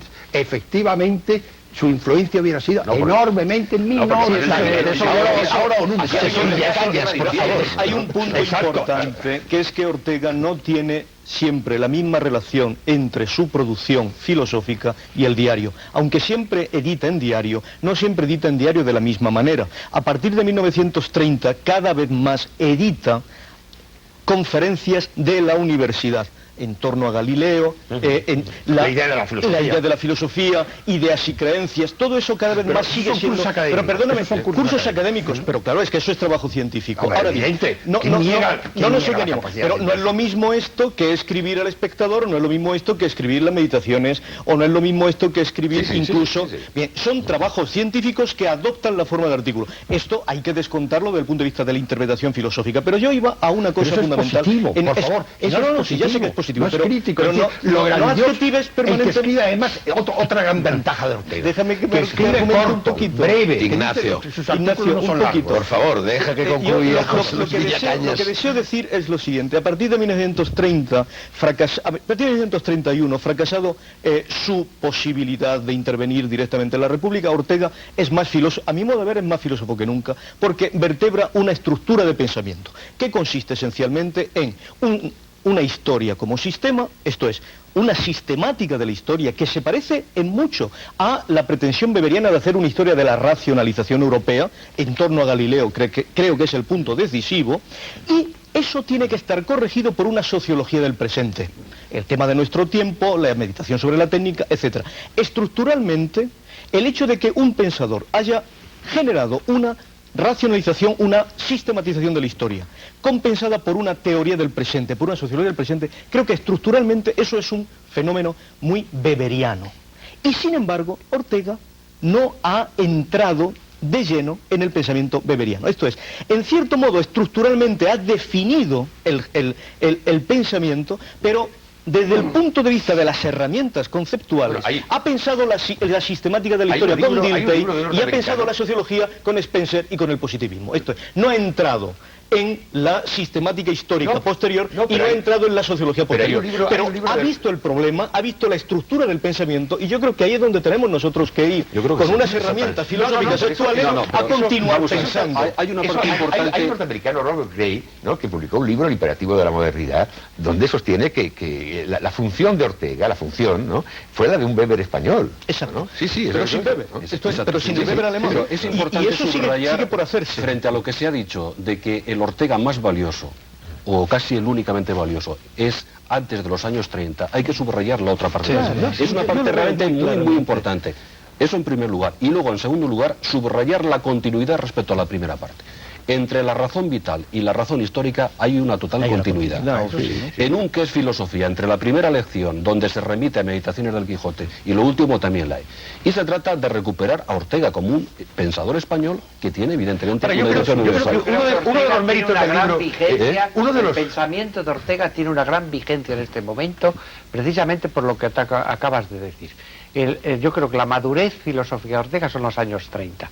Y me voy a referir concretamente, podría citar otros libros también de la misma altura, pero sobre todo a uno porque contradice algo de lo que se ha dicho aquí. En torno a Galileo. En torno a Galileo, Ortega plantea la crisis de la modernidad. Estamos saliendo de la modernidad. Y precisamente para saber cómo salimos de la modernidad, tenemos que hacer una meditación sobre Galileo, porque es uno de los padres de la modernidad. De forma que Ortega no reacciona exclusivamente contra el siglo XIX y el positivismo. Ortega plantea, y es uno de los pioneros en Europa de ese planteamiento, es uno de los pioneros de lo que ahora se llama, a mi modo de mal dicho, posmodernidad. La crisis de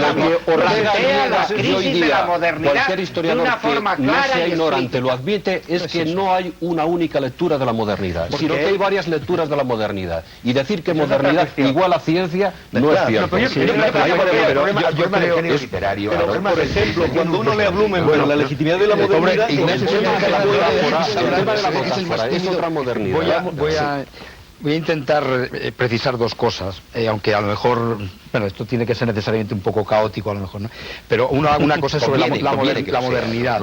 Es evidente que la tarea filosófica fundamental de Ortega es superar la modernidad. Y en eso parece que es evidente porque él mismo lo intentó. Lo que pasa es que lo que puede ser equívoco es considerar que por lo que... Y lo que puede ser equívoco es considerar que eso guarda alguna relación con lo que llamamos posmodernidad hoy.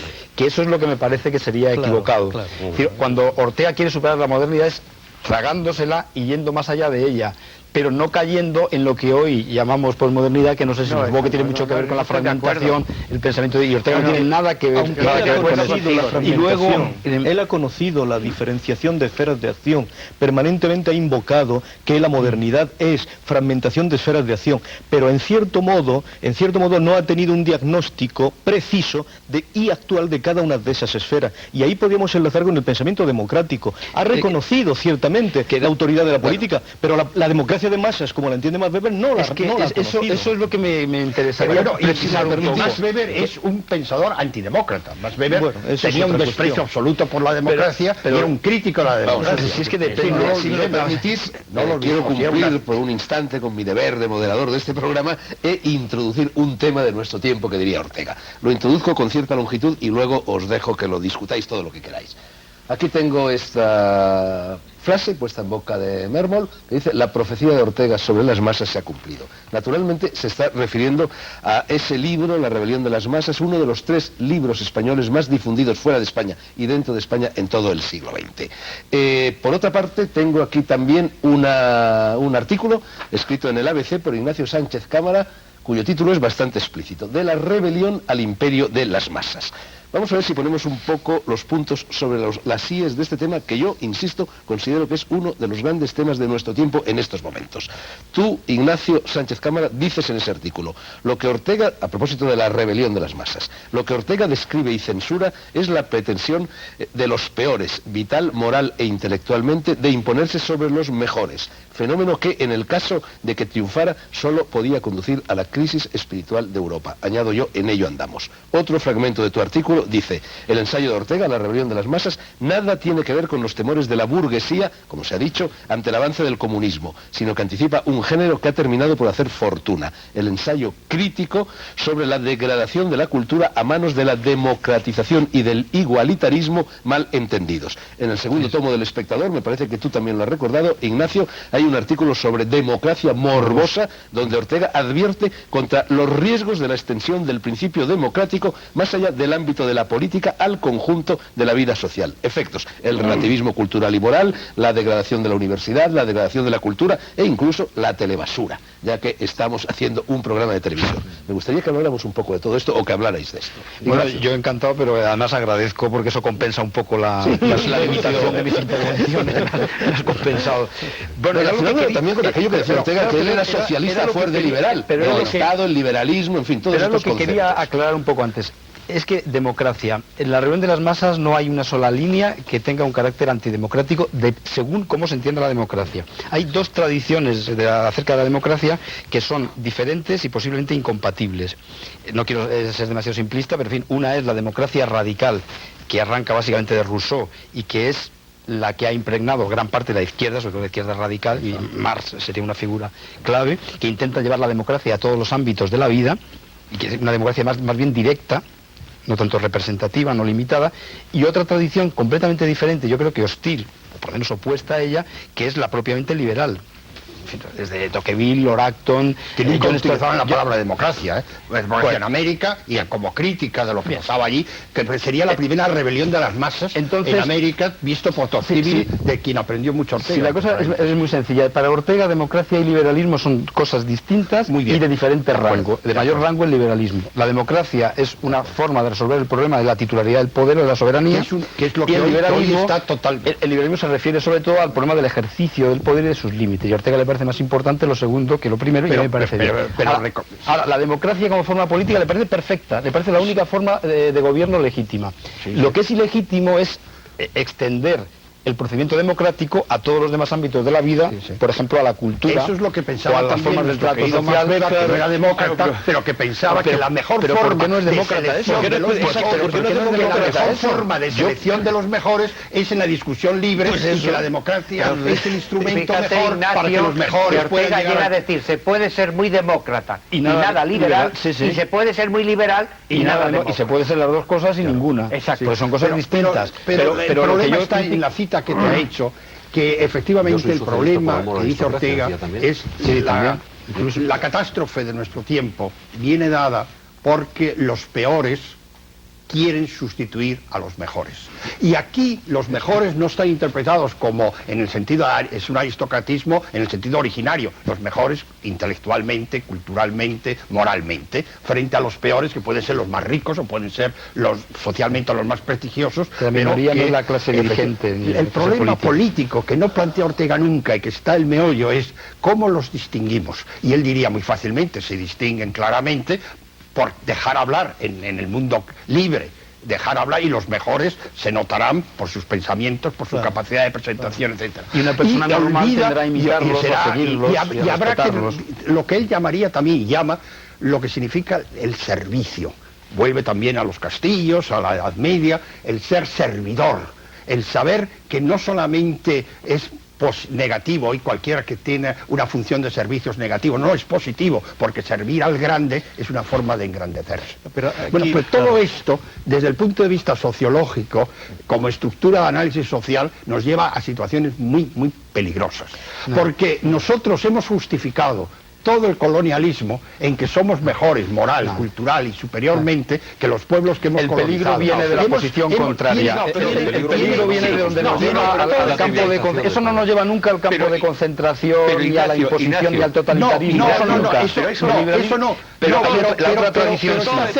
está cerca a nombrar, está cerca hay una ambigüedad en Ortega considerable, que es que a veces tiende a pensar que los mejores que deben regir políticamente son los mejores en otros ámbitos de la vida, como es el cultural. Weber pensaría que los mejores que deben regir políticamente son los mejores políticamente.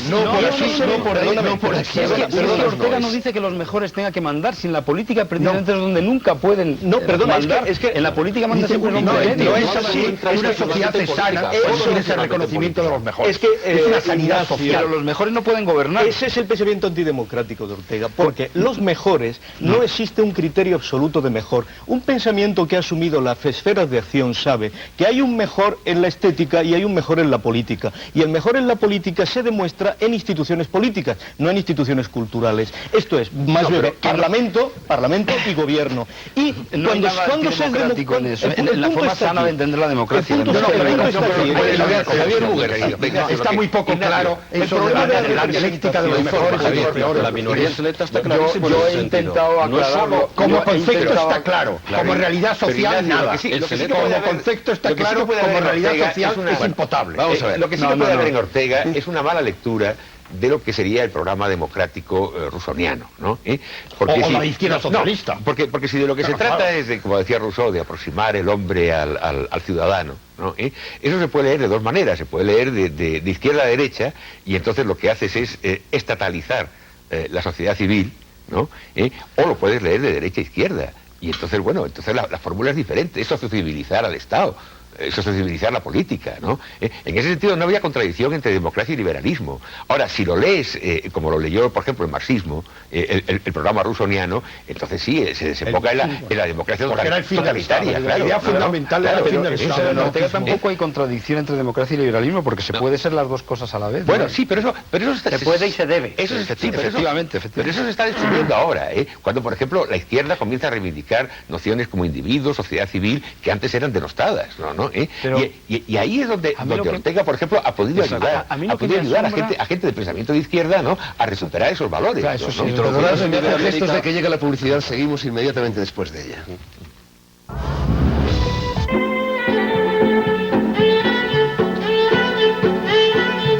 Seguimos en Negro sobre Blanco, dando vueltas alrededor de Ortega, acompañados por José Luis Villacañas, José Luis Molinuevo, Ignacio Sánchez Cámara, José Luis Avellán, Javier Muguerza e Ignacio Sotelo. Todos ellos son filósofos y profesores de filosofía de unas u otras ramas de la filosofía. Yo creo que era Ignacio Sánchez Cámara el que quería añadir algo a lo que hemos dicho en la primera parte del programa, ¿no? Sí, es que quizá una cosa que sea sintomática sea la interpretación que tuvo y que en parte tiene todavía un libro como La rebelión de las masas, que se tergiversó en buena medida porque se interpretó en clave política sobre todo. Y el libro no es un libro de política, aunque tiene consecuencias políticas. Las consecuencias políticas que tiene son clarísimas. La defensa de la democracia liberal frente a la agresión de los totalitarismos, tanto del bolchevique como del fascista. Eso está explícitamente dicho en el libro y no requiere ni interpretación. Entonces, claro, decir que ese libro puede tener alguna relación con el fascismo es una interpretación delirante. Cuando hay un capítulo o una parte del libro se titula El mayor peligro del Estado. ¿Cómo puede ser fascista alguien que sostiene? No ya fascista, pues ni siquiera protofascista. O sea que eso está clarísimo. Lo que ocurre es que critica en una época, anticipándose a lo que hoy ya empieza a ser usual, el imperio de las masas en el ámbito de la vida social y de la cultura. Es decir, yo creo que Ortega tiene mucha relación con muchos ensayistas de nuestro tiempo que hoy día no tienen ningún resabio antidemocrático, ni nadie les pone ninguna etiqueta, al revés son enormemente respetados y dicen en otra circunstancia algo muy parecido a lo que dijo Ortega. Estoy pensando, por ejemplo, en un crítico como George Steiner y su elitismo en la cultura, su reivindicación de la excelencia, su crítica de la degradación de las masas. Eso es lo fundamental de la rebelión de las masas. Pero eso y eso no tiene nada que ver con la democracia política. De Nietzsche, y eso, en cierto modo, efectivamente, no tiene que ver con la democracia política. Pero eso, efectivamente, tiene validez cuando se dice, y esto obliga a pensar qué pasa con la democracia de masas en la vida política. Y Ortega, sin embargo, eso no lo piensa. Democracia liberal, democracia limitada, no, división de poder, división de poder. El Estado social que se crea en Europa después de la Segunda Guerra Mundial no forma parte de es posible gracias a la presencia de ese imperio de las masas, es decir, la organización de los grandes partidos de masa y los sindicatos. Y sin esa enorme presión democrática de las grandes masas europeas a partir del 45 no hubiera habido los avances en el Estado social, que avanza mucho el proceso del Estado liberal. Ortega se mueve todavía en el liberalismo del 19 y hasta la Primera Guerra Mundial, e ignora absolutamente lo que significa la socialdemocracia, lo que significa los avances sociales, que ha llevado. Eso por un lado. Y el segundo elemento, y es cierto que la democratización, nosotros yo he vivido en 68 en Berlín, efectivamente hemos conseguido Yo estaba fascinado por Pablo Iglesias. Lo abandonó porque no compartía ni el internacionalismo del Partido Socialista. Pero todos el tiempo sí que no. Conocía el socialismo del siglo XIX. No barruntó en absoluto lo que ha significado la socialdemocracia después de la Segunda Guerra Mundial. Y todos los cambios europeos que se producen. Eso no podía. No, murió en el 55. Murió en el 55 y este proceso empieza en el 46. El pacto fundacional de Weimar es el pacto fundacional político. Estás refiriéndote fundamentalmente a un tema de Estamos política... hablando de la rebelión de las masas. No, perdona, de un tema. Pero es muy importante que diga que este no es un libro político. Claro, porque él se está refiriendo continuamente a la política con mayúscula y no a la política con minúscula. Yo solo eso es Nietzsche. Yo solo hablo de la política. La gran política. Bueno, se estará de acuerdo o no, pero a eso se está refiriendo, no a otro campo. Y entonces, los errores... La política es elitismo político. No, perdona. Y la gran política para él la tiene definida desde el primer momento cuando habla del papel pedagógico y político de la cultura, de la educación cultural. Y cuando habla, y no hemos entrado en este tema, y me parece de suma actualidad, por ejemplo, del hecho de que una cosa es Europa como cultura y Europa como Estado. De la necesidad de hacer una construcción cultural de Europa. Una expresión de Nator, tema absolutamente en vigente. 1914 publica un artículo que se llama Pedagogía Social, que yo he constatado que es la traducción libre de un artículo de Nator. Bien. Efectivamente, el concepto de pedagogía social y de pedagogía política la saca directamente de Nator. Ignacio, tú puedes decir que eso es muy limitado o no, pero eso es el concepto de Ortega de la política. Sí, que tiene una larga trayectoria. De origen germánico, que puedes buscar las fuentes completamente. Lo que yo quiero decirte es lo siguiente. En la ambigüedad que significa no haber reconocido lo que significaba el Estado social, no hagáis corrillos, por favor. La socialdemocracia, lleva consigo el estar centrado todavía en la política liberal del 19. Eso es un primer elemento. Y el segundo, el democratismo que hemos llevado nosotros, mi generación, a su última expresión, hemos descubierto en ella también elementos negativos. Es decir, me refiero a la democratización de la universidad. Yo en Berlín trabajé para una ley universitaria que democratizó esa universidad. Y las consecuencias que he vivido en los 20 años de la universidad democrática no son todas positivas. Hemos hecho una universidad de grupos, hemos hecho una universidad de control de los de abajo a los de arriba, y en muchos aspectos hemos empeorado. Y decimos, tal vez Ortega tenía razón. Hay que ver los dos elementos, hay que ver los límites de su concepción al proceso democrático, y hay que ver los problemas que lleva consigo los procesos de democratización. Pero no para impedir que surjan los procesos de democratización, sino para canalizarlos. Por eso Ortega nos puede servir para las dos cosas. Por eso habría que distinguir, Ignacio, yo creo que en esto estarás de acuerdo conmigo, dos cosas. Ortega como ideólogo y con todos los condicionamientos de su clase social y de los culturales que tenía, y Ortega como filósofo. Son dos planteamientos distintos. Bueno, pero yo no soy capaz de distinguir. Están estrechamente Yo no soy capaz de distinguir. Una cosa es la política como estrategia, en la cual Ortega se ha podido equivocar como tantos otros, claro, y otra es la política como una tarea cultural. Y ahí, como proyecto, yo creo que sigue siendo vigente en muchos aspectos, incluso de cara a la construcción cultural de Europa. Como estrategia, él decía continuamente, el intelectual no es de por sí político, se equivocaría o no, sino que solo muy excepcionalmente entra en la política como estrategia. Lo que ocurre es que, y de hecho, sus 3 intervenciones se pueden saldar como 3 fracasos en cierto punto. Luis, está bien subrayar el europeísmo de Ortega. Claro. Pero Ortega se autocalificó alguna vez como Ortega el americano, ¿no? Un poco en la onda de Unamuno cuando decía que España no es nada sin América, ¿no? Bueno, pero más el iberoamericano, no el americano. El iberoamericano. Él decía que era un argentino imaginario. Bueno, no, pero hasta su tercer viaje a Argentina.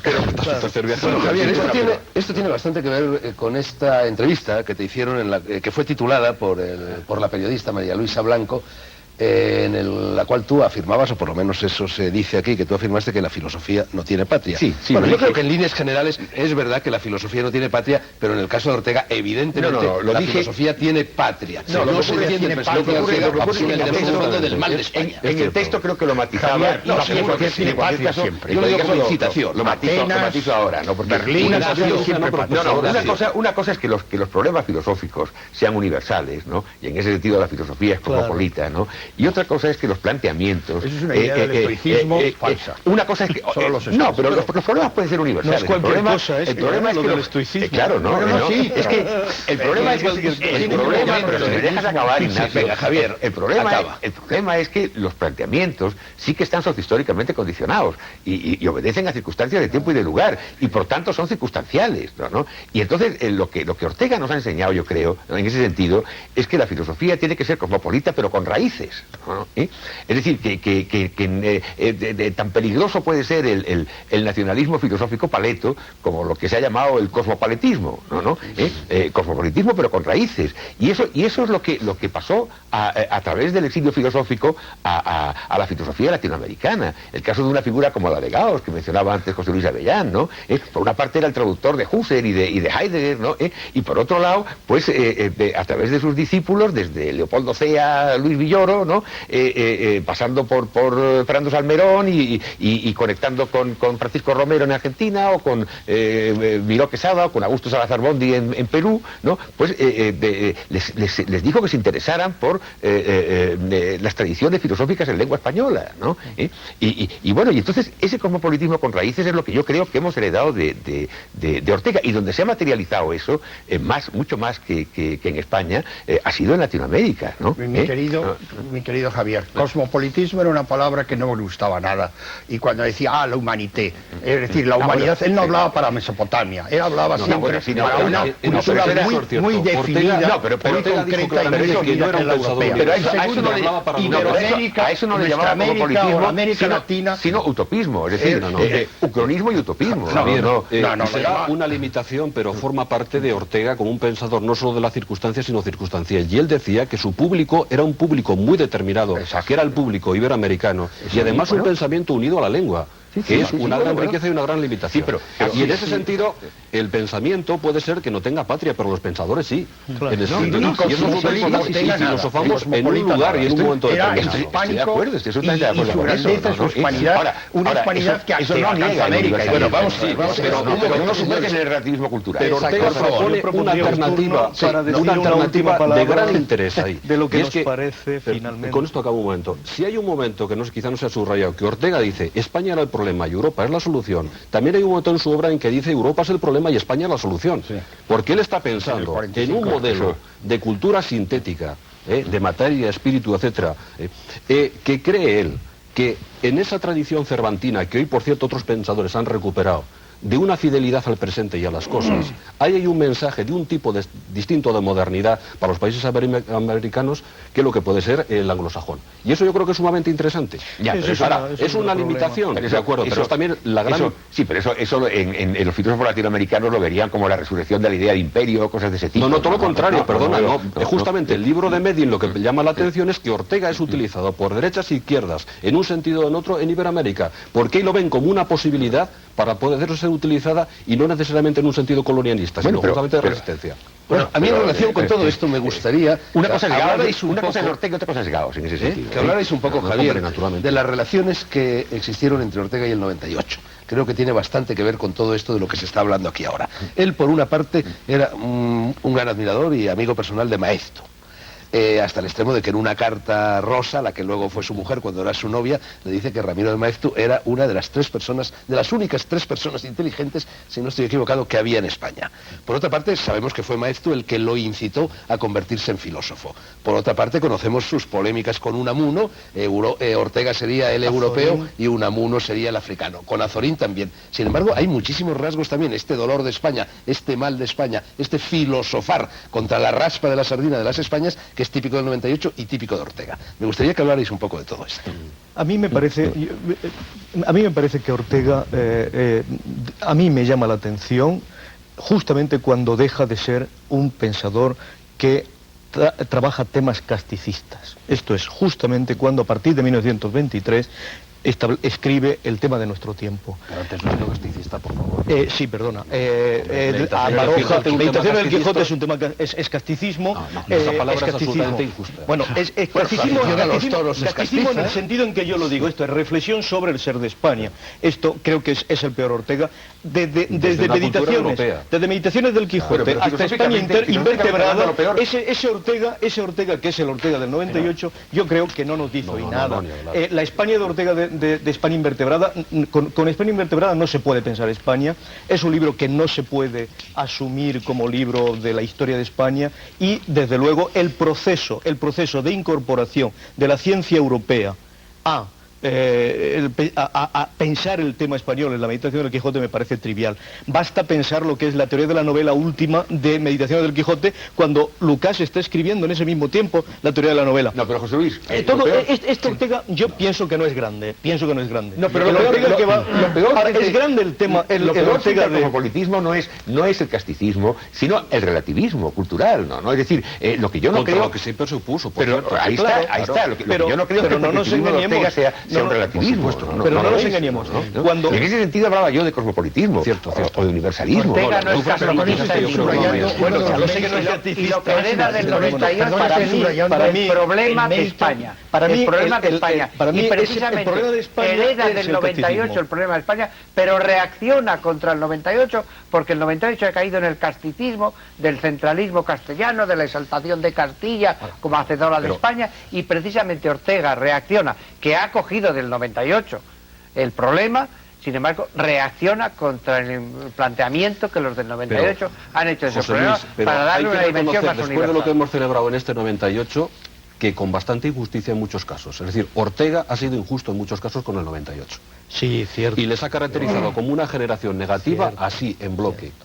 Y Ortega ahí ha incumplido con lo que decía que la historia de España, el drama es la falta de relevo generacional. Y él lo ha facilitado en muchos casos. Azorín están escritas por Ortega.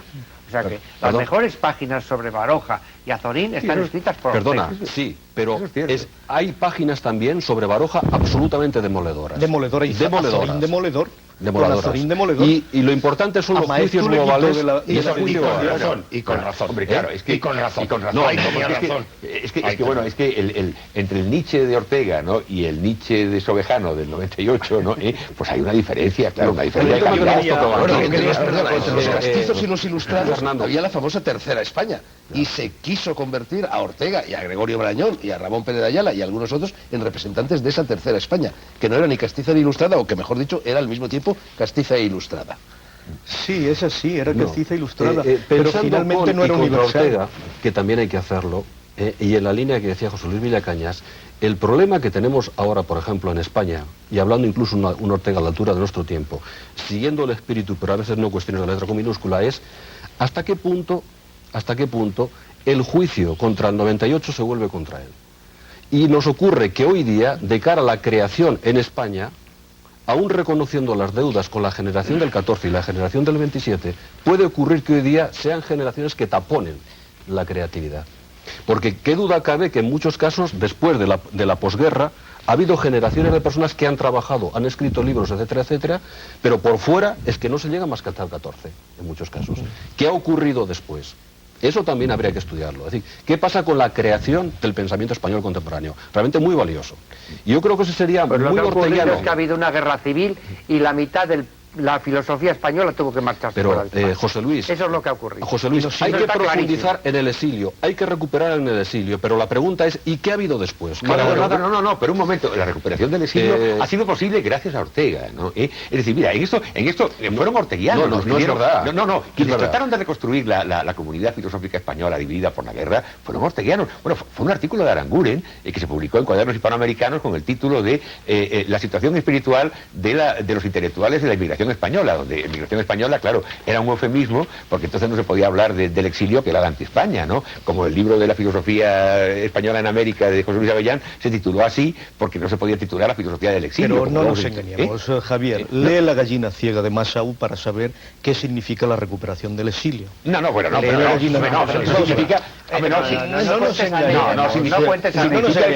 significa que cuando Massaú vino aquí no fue reconocido, claro que no, pero lo que significa es que no hubo tensión de diálogo entre el exilio y lo que había quedado. En filosofía se reconstruyó la comunidad filosófica. ¿Se reconstruyó ahora? Se reconstruyó entonces.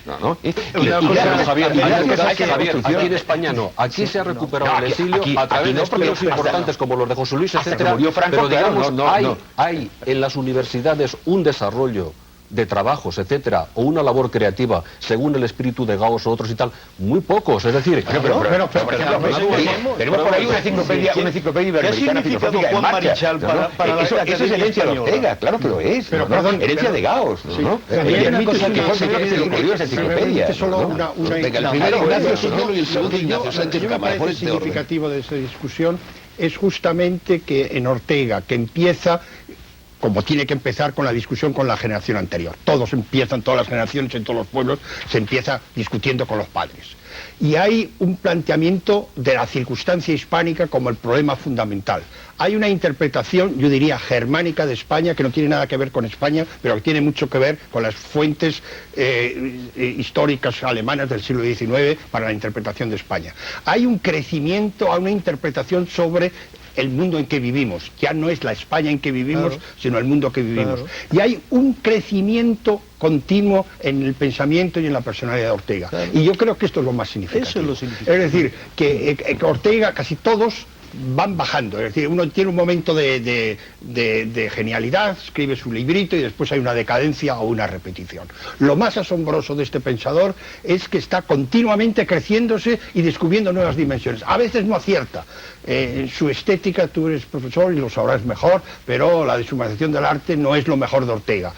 Por lo menos lo que más me interesa. A veces desconcierta, pero lo que sí es verdad es que es el pensador con más capacidad de hoy para el lector, y mi invitación es que lo lean todos los jóvenes, Ignacio Sánchez con más capacidad de indignarnos, y eso es buenísimo de un pensador, y maravillarnos. Y yo creo que es lo que se puede... Venga, a mí me maravilla mucho y me indigna poco o nada.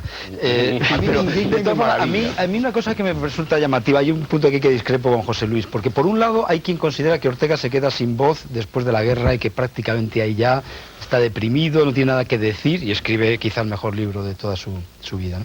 Y ahora José Luis nos dice... Perdón, ¿qué José Luis? Que no publica. No, José Luis Villacaña. Ah, bueno. Que no publica. José Luis Villacaña. No publica. José Luis Avellán, eso llama la atención sobre eso en su libro, ¿eh? No, pero perdona, claro, y luego, según tu idea, bueno, eso es una opinión, que hasta el 23, hasta el tema de nuestro tiempo, prácticamente no hay nada. Yo no creo que se pueda despachar Meditaciones del Quijote como una cosa reflexionando sobre España doméstica, cuando está hablando del concepto, está introduciendo conceptos de la filosofía alemana. El libro de Silva me parece exagerado de todo punto de vista. Yo creo que no. Y sublimador de Ortega. Pero yendo un poco a lo que nos habías comentado, genios como Max Scheler, que son de tercera, y los descubre Ortega. Es cierto que hay un problema con la generación, pero con la generación anterior, y puede que en alguna medida no sea a lo mejor enteramente justo con todos, pero yo creo que él confiaba, además lo dice en algún lugar, en Unamuno como jefe espiritual de su propia generación. Yo creo que hay un momento que es clave en la ruptura con la generación anterior, que es la publicación por parte de Unamuno del Sentimiento trágico de la vida. Ahí es cuando Ortega cree que Unamuno se desliza hacia un misticismo, reivindica a San Juan de la Cruz y a Santa Teresa frente a Descartes o frente a Kant, y dice, eso no es lo que España necesita, porque precisamente en parte de los males de España, según Ortega, procedían de ese alejamiento de la realidad y había que sin volver. Embargo, como libro filosófico, al sentimiento trágico habría que reivindicarlo. A mí me parece espléndido. A mí me parece espléndido. Y como estilo filosófico me parece incluso superior al de Ortega. Es una opción espléndida que cabe junto a otras opciones. Y está el sentimiento estético de la vida frente al sentimiento trágico, donde dice, puede haber un placer inteligente en la vida, que es lo que dice. Y los dos conceptos son de Ignacio. No, pero es una matización ya de menor, que curiosamente, como el profesor Cachoviu explicó, el concepto de generación 98 lo acuña Ortega, la expresión para referirse a la suya. Lo que pasa es que inmediatamente Azorín, en una serie de artículos en ABC, se apropia ese concepto para referirse a la anterior, a la del propio Azorín. Pero bueno, es una cuestión un poco doméstica que ahora tampoco que es... en estos 3 o 4 minutos que nos quedan introduzca otro tema posible de conversación que se refiere estrictamente a lo actual.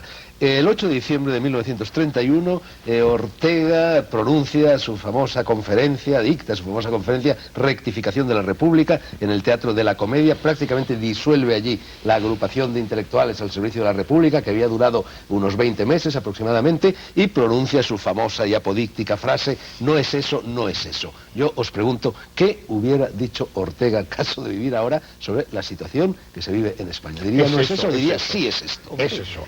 Yo creo que Ortega las autonomías, ¿no? Cuentas con Sabater inicialmente. Para ver, pero puede ser que se quede pero Philip Silver, a que tú antes aludías, publicó un libro que decía que el Estado de las Autonomías era herencia orteguiana también, era una invención de Ortega. Algo de razón tenía, ¿no? El diseño inicial del Estado de las Autonomías, ahí se dan juntos diferentes ámbitos. Existe ciertamente por determinados padres de la Constitución invocaciones orteguianas claras, pero hay otros padres de la Constitución, y esa es una de las cuestiones fundamentales, que entienden el Estado de las Autonomías como un proceso a más largo plazo.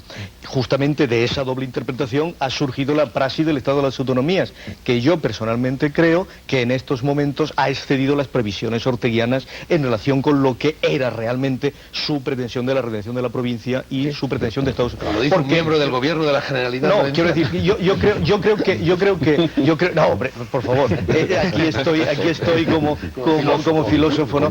Pero yo personalmente creo que el Estado de las Autonomías es más avanzado. El Estado de las Autonomías actual es más avanzado que el pensamiento de Ortega. Sí, yo creo que más avanzado no quiere decir necesariamente mejor, ¿no? No, quiero decir que son más autonomía. Que no se para bien. Quiero decir que es más liberal en el sentido de que se ejerce desde una teoría de la división de poder.